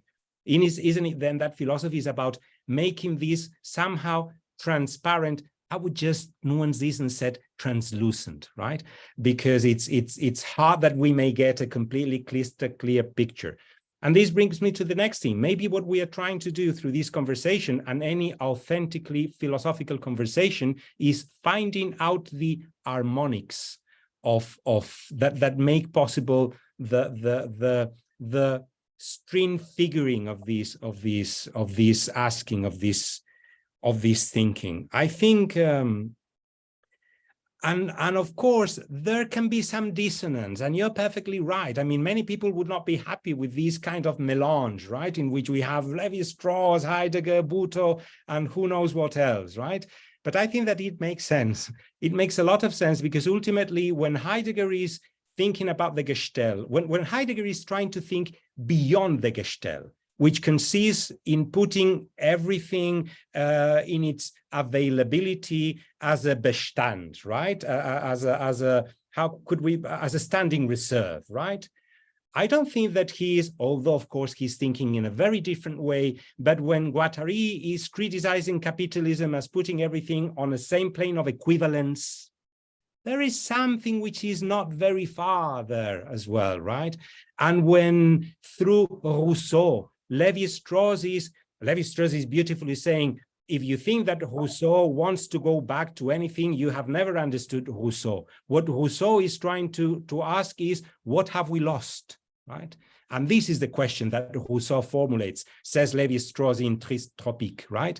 What have we lost? This is why he's interested in comparative anthropology, right? So maybe we just Not that I'm saying that these three are the same questions. They are not. But I think that these three are different harmonics of a question that we need to build. That's what I would say. So if I say, so the challenge to which we have to respond is basically something that has to do with modernity, but maybe also with rationalism. Would that be right? Dionysus, Apollo. I have a very big book of a guy. Richard says that he's all right. I didn't want to interrupt, but I will have to leave in a few minutes. Thank you. Oh, then I will give you the word so that you can say something else. But I was going to say that there is a very big book by a guy. It's an interview, a very long interview. It's called La philosophie qui se fait. Possibly Patrice is familiar with this book. And it says something very beautiful, which is that philosophy is credited for being that discipline that asks the deepest questions. But actually what philosophy does is to ask the simplest questions, only that it asks them in a very complex and deep way, if you want, right? That's what I would say. I think that making transparency into the state of things that we are living, it's about understanding the very basics, right? What is to be near? What is to be distant? How is it that one can translate across worlds, to go back to and how is it that we can establish conviviality on these bases? I think that these are the questions. Richard, please, before you go, we would regret not to have heard you more, apart from the beautiful artifacts and your intervention today. But surely there is more than we can ask you to do. I'm not sure if I can provide any departing words of wisdom, just to say that this is very stimulating, and it does kind of revolve around, as you were saying, certain essential, simple questions. And I think the simplest are always the hardest, the most enduring, the most difficult questions. But I appreciate the interdisciplinary conversation and the visual aids and all the different sources that you've provided, Carlos, and the opportunity for conversation. So thank you. Thank you. No, my pleasure. My pleasure. I think that there is something that I also wanted to ask you at some point, because I think that at some point in your artifact, you, if I read you correctly, you seem to open the possibility of a reinterpretation of Heidegger's philosophy by somehow equating or bringing near being to meaning. And this is something that at some point in the book we had also mentioned, of course, after reading Thomas Sheehan, right, who has somehow opened this path. And I wanted to ask you about this as well, because I find that it is very important. Yeah, I have an article I can send you if you want it, where I partially agree with Sheehan, but I say that there's further questions. So yeah, for Sheehan, being equals meaning. Mm-hmm. And I want to say that Heidegger is also concerned with the event or ereignis which originates meaning, as well as experiences of meaninglessness. So that there are certain borders of meaning and origins of meaning that are part of his question of being. Mm-hmm. Mm-hmm. Okay. Thanks. Please do send the article. I would appreciate it. I will do that. All right. Thanks again. Thanks a lot. Bye-bye, Richard. Okay. Well, this leaves us with the same questions and perhaps more. But Jarrad, just a quick question, since I'm having you here. How do you consider precisely what you're doing in relation with the practice of philosophy, and why don't you, or do you consider yourself as an anthropologist, or would that not be quite the way you would describe what you're doing? Yeah, I mean, it's a good question. I'm not entirely sure. I do think, and I appreciate very much this conversation, and I think that the sort of suggestions that people have thrown out around sort of like how do we think about what philosophy is and so forth, I think are very helpful here, because I think that, if at some level what most interests me are a set of questions that would include what's going on, like what is this game we're all playing, and also to understand how that in relation to the present and the particular kind of form that takes in the moment, but then more broadly, how do we think about what's this human experience that we're, et cetera, right? And I think that there's a tension, I think, in anthropology that you can take it back to Boaz, for example, where I think he's interested in other ways of thinking in what he'll call the native point of view. And to the point where he'll, compile these huge studies of, like his work with George Hunt up in Kwakwaka'wakw territory, where it's like 8 volumes, including blueberry recipes and whatever. It's because he's trying to understand a way of being and thinking. And I think the curiosity that he actually has there is philosophical, but I think that when he goes to be an anthropologist about it, he has to be a scientist in some way. He has to try, then that's where there's a shift to now we're going to map patterns of diffusion across cultures, for example. And so we can generate a sort of positive knowledge about cultures and the relationships between cultures, but that in a way sort of is removed from these kind of I think simpler, but also probably deeper questions of putting to question, I guess, like these fundamental issues of our existence, right? And that concern us. And so, to me, I think that is, in that context, what most interests me is philosophy, in that way. But then I suppose I also, in that moment when we're then thinking about philosophy as, I very much appreciate Nietzsche's sort of idea of the philosopher's vocation as being akin to a physician in some way, right? So it's diagnosing the ills of the present in some way.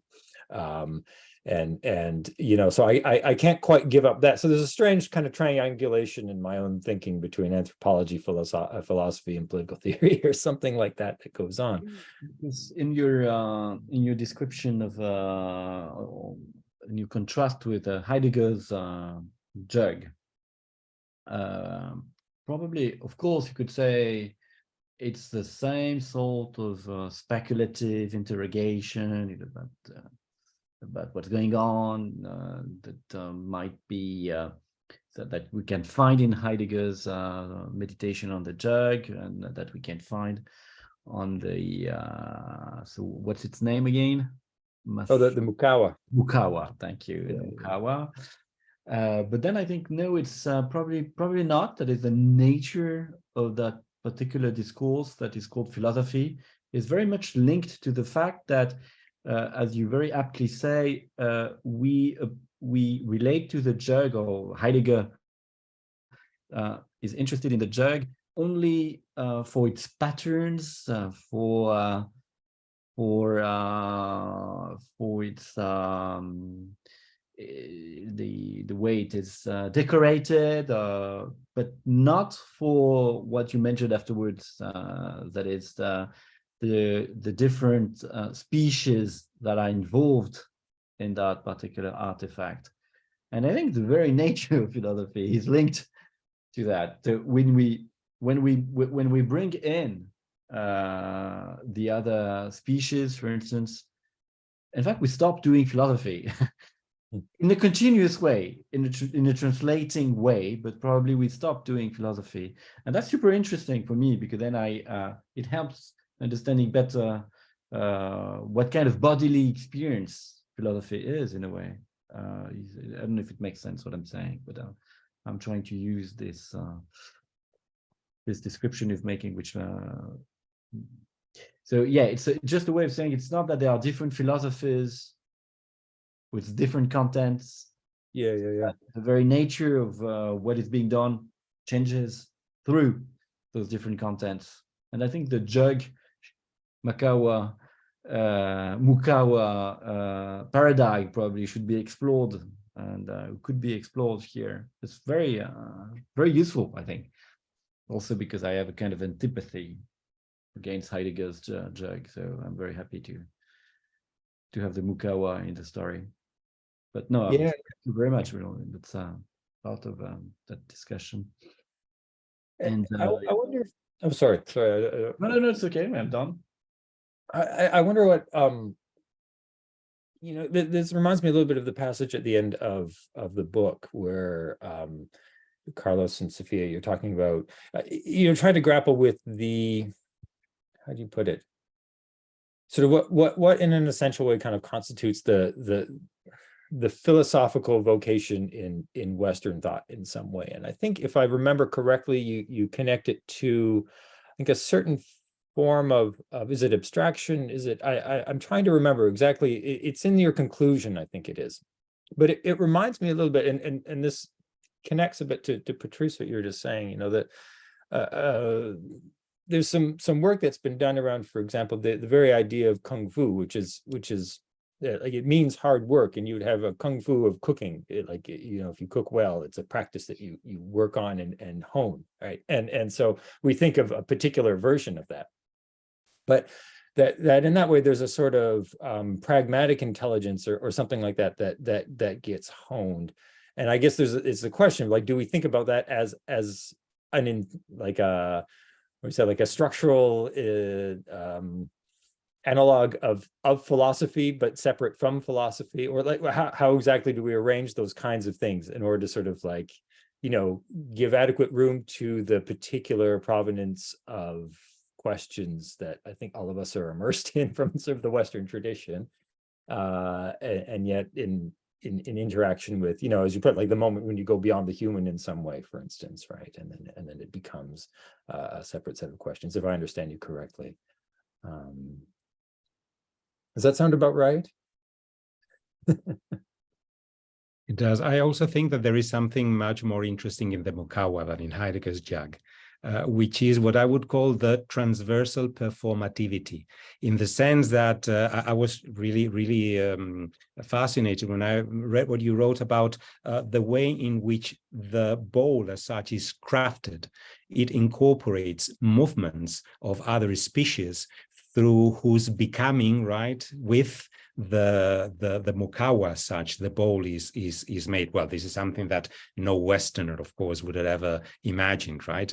Molding a jug or any other thing. So that's really impressive. That's really, it's the dance thing there, right? It's the Dionysian dimension, which is somehow at stake.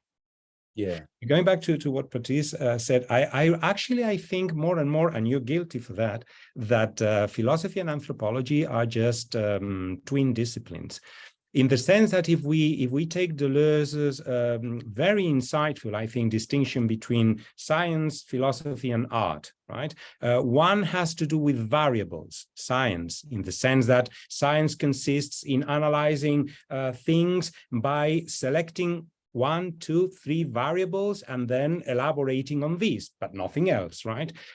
Philosophy, however, is interested in variations, right?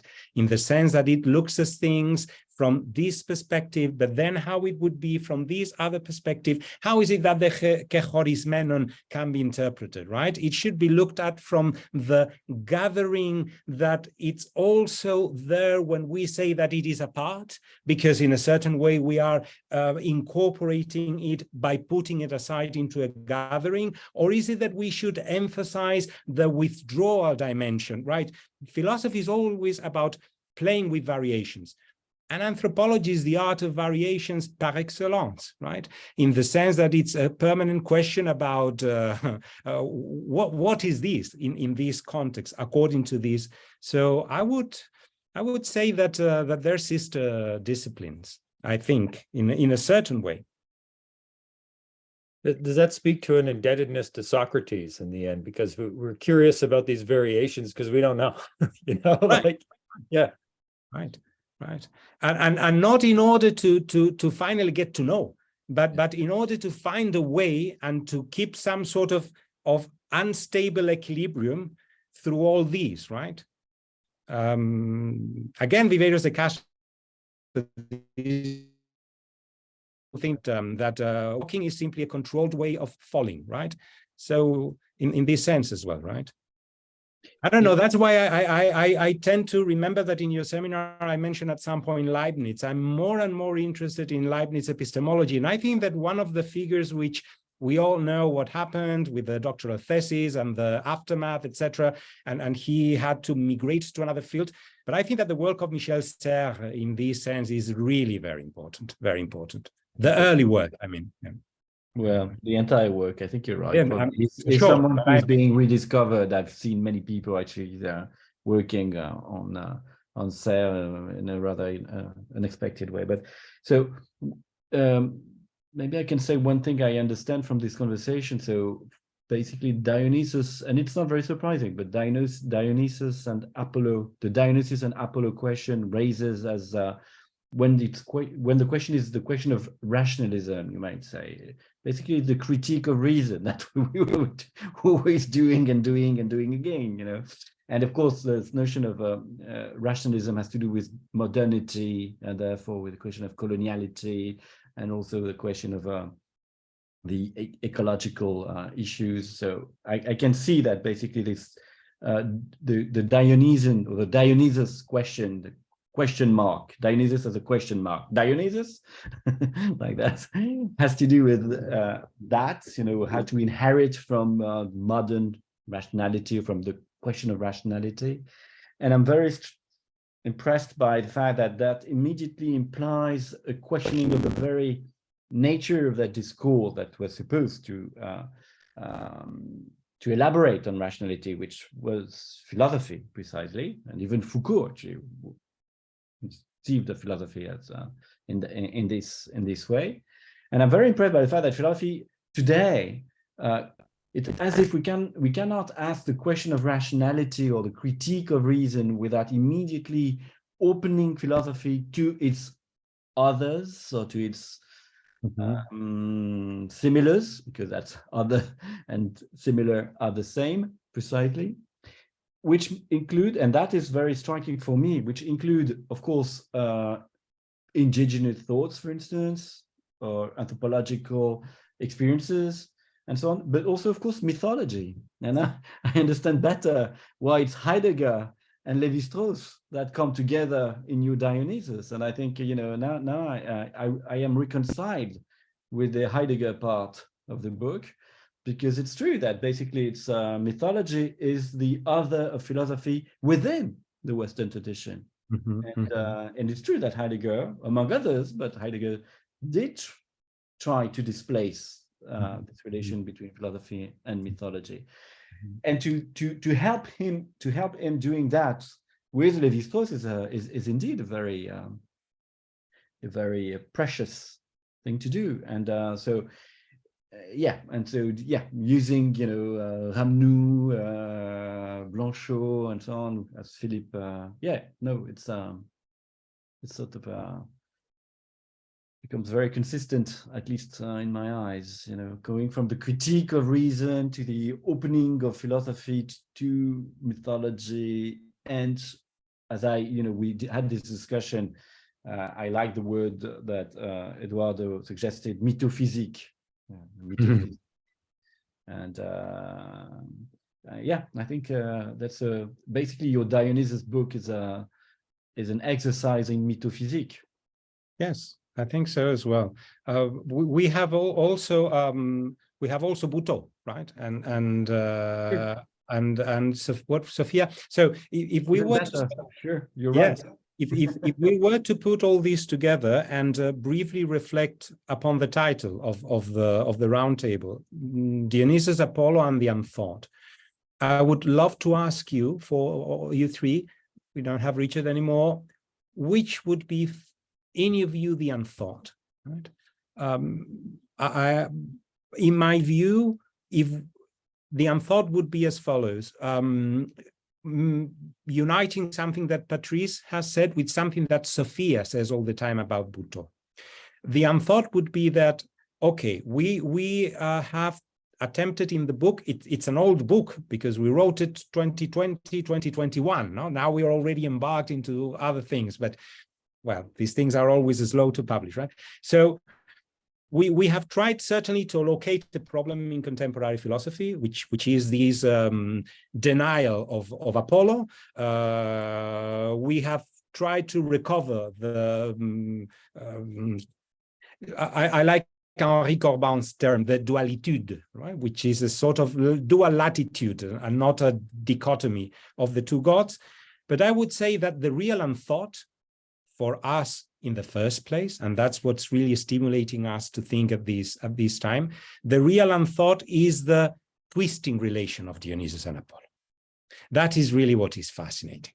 Patrice has somehow pointed to it when he said but it is actually Apollo who leaves room to the other. It is actually Apollo which is the ethical, even if we would tend to think, and in another sense, it is true as well. Here we go with the variations, that flexibilizing things are a sort of principle of hospitality that in this sense, being Dionysian is, of course, relating openly to people instead of putting, or to other things, right? Instead of putting them inside molds. But then we have this twisting thing, right? Apollo is actually the one that allows for the other. And something that Sofya very beautifully says about Butoh is that, yes, in Butoh, we consist in submerging ourselves in the depths of our bodies, which are older than us, because they're a collection of transfinite residues, to put it in Guattarian terms, right?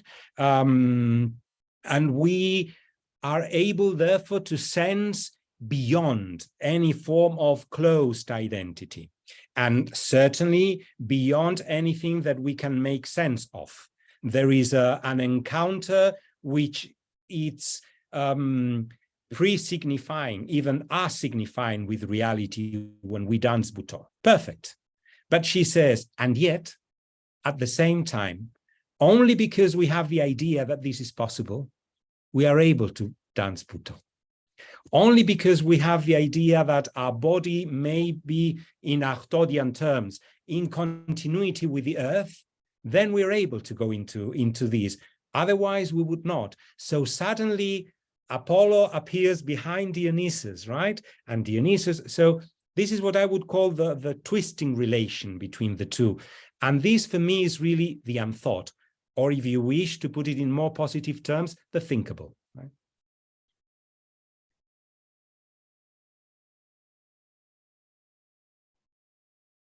I suppose I have a few concluding thoughts on the unthought as well. And I guess I'd want to tie together a few dimensions of what we were just talking about with respect to the link between mythology and philosophy, and the account that Carlos had put together a bit earlier, binding on the one hand a non-substantivized difference with a chiasmatic relationality. Because I think that something really interesting in Derrida's 1970 seminar on Cora, which would be published 20 years later, 1993, is that he tries to develop a materialism without substance, a materialism of the Cora, a materialism without matter. And he of course adapts that from Plato's Timaeus. And what Derrida finds fascinating about that that work in particular, building from a statement of Hegel's, was, for Hegel, philosophy began with Aristotle because he no longer made room for mythology, whereas Plato, especially in the Timaeus, all the different types of discourses that are superimposed upon one another take place there. And of course, the way that Cora was translated as as hule, as matter in parts of Aristotle, already started to give way to that substantialization of the materials. So the unthought taking place at that intersection of the philosophical and the mythological is something that Derrida returns to in the La Chose seminar as well, which I actually, it was bizarre. I worked in philosophy before, and then I did a postdoc in Comp Lit, and now I teach in an English department. So the question of literature has been much more present in my in my philosophical thinking for a while. And Derrida writes about la chose même in French, which is the thing in itself, but la chose même also has le même in there, right? The same. So the thing in itself is really the thing of the same. And Derrida is interested in teasing out autre chose, la chose autre, but something else, but the thing of the other. And this is where he starts, how he starts playing Heidegger and Blanchot off of one another as well. Heidegger, especially in the text that we read from Richard as well, still seems to bounce a certain thing in itself against the being that's in need of the human Dasein. Whereas this autre chose through Blanchot for Derrida becomes an instance of the literary. And here the literary crosses with all these other examples of nothing, these third terms in philosophy. So Derrida draws on the Kantian transcendental imagination, for example.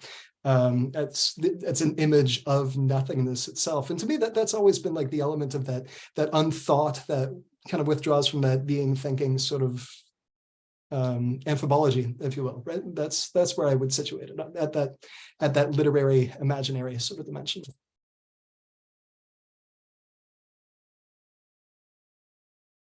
That's really fantastic. That's very interesting. You're inviting me to read Derrida with a care that I've never had, huh? Which is great. So thanks. Right. Would it be possible even to say that actually the most important pages of philosophy are those pages that deal with the unthought? I think this is something important, huh?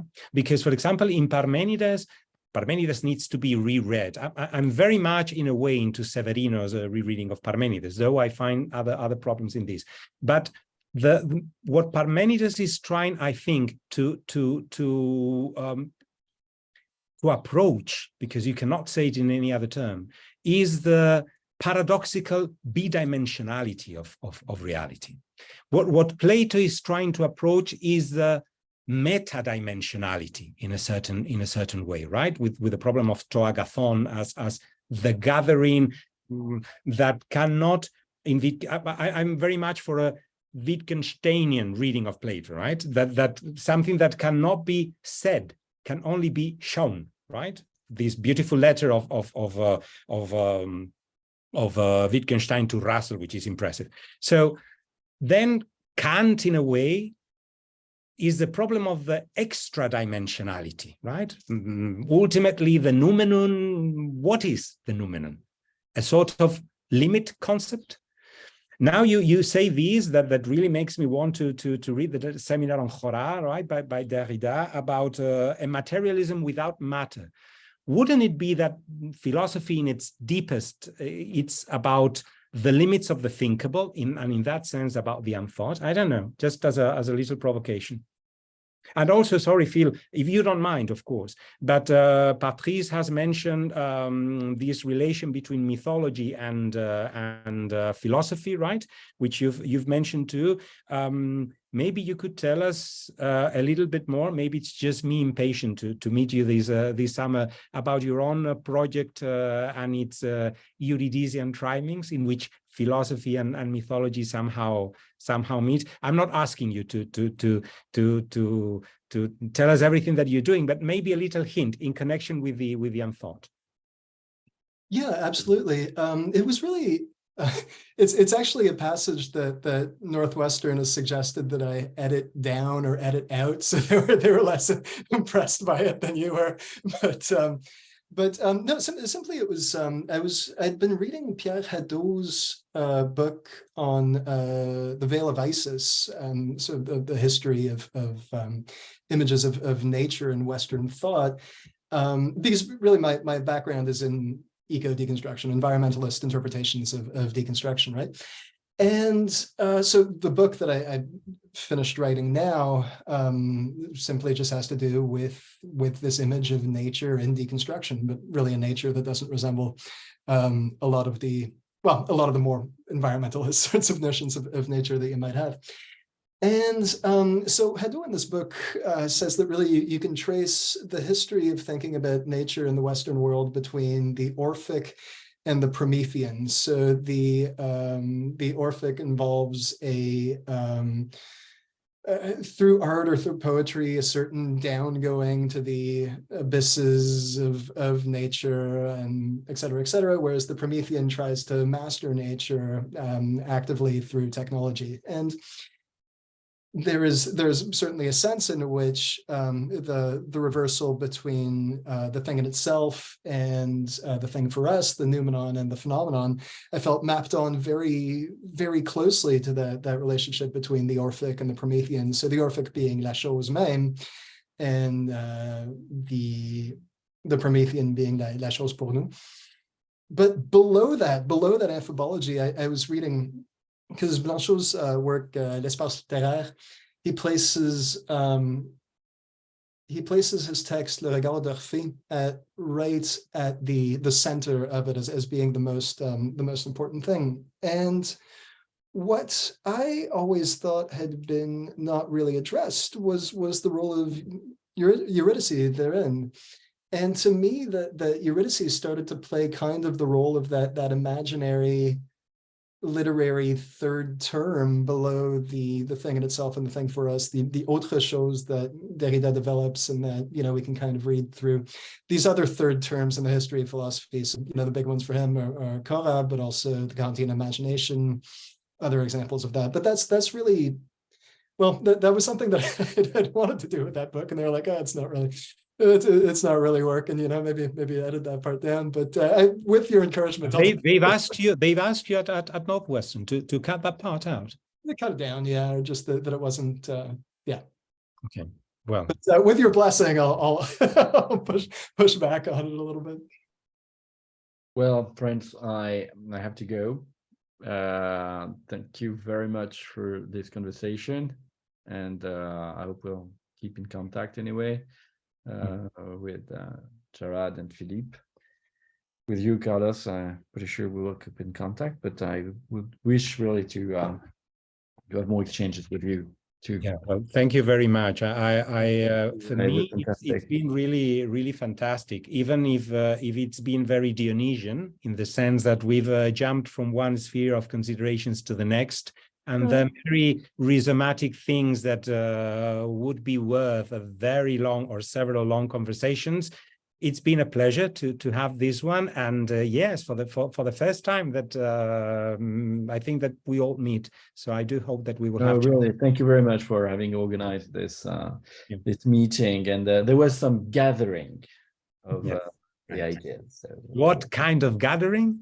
That's the point. That's the question. But you know, there is a kind of reciprocal subordination, so it's okay. Certainly, it was not totality.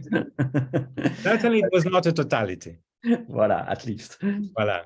Thank you. Thanks so much. Thanks. I'm afraid I also have to get going. Yes, I think we can put an end to these, but I really wanted to thank you once more. It's really been a pleasure, and yes, I mean, in particular with you both, I look forward to keeping, of course, in contact. And yeah, with Jarrad is a little bit more difficult because he has decided to live very far away. But if you do come at some point to Europe, it will be absolutely lovely to see you and and continue this. We are in touch anyway. Yeah, no, wonderful. And I just wanted to thank you very much for organizing this and putting it together. It's been a joy to sit with you all and learn and think together. It's just been great. So I have these from. I've taken these from the conversations. So okay. I will go through them. Okay, thanks a lot. Bill, you too. Thank you very much indeed. We will meet hopefully this summer. Yes, absolutely. I look forward to it. Perfect. Thanks a lot, guys. Again, thanks a lot for your work and for your dedication and for your intellectual friendship, which is the most important thing. Cheers. Bye-bye.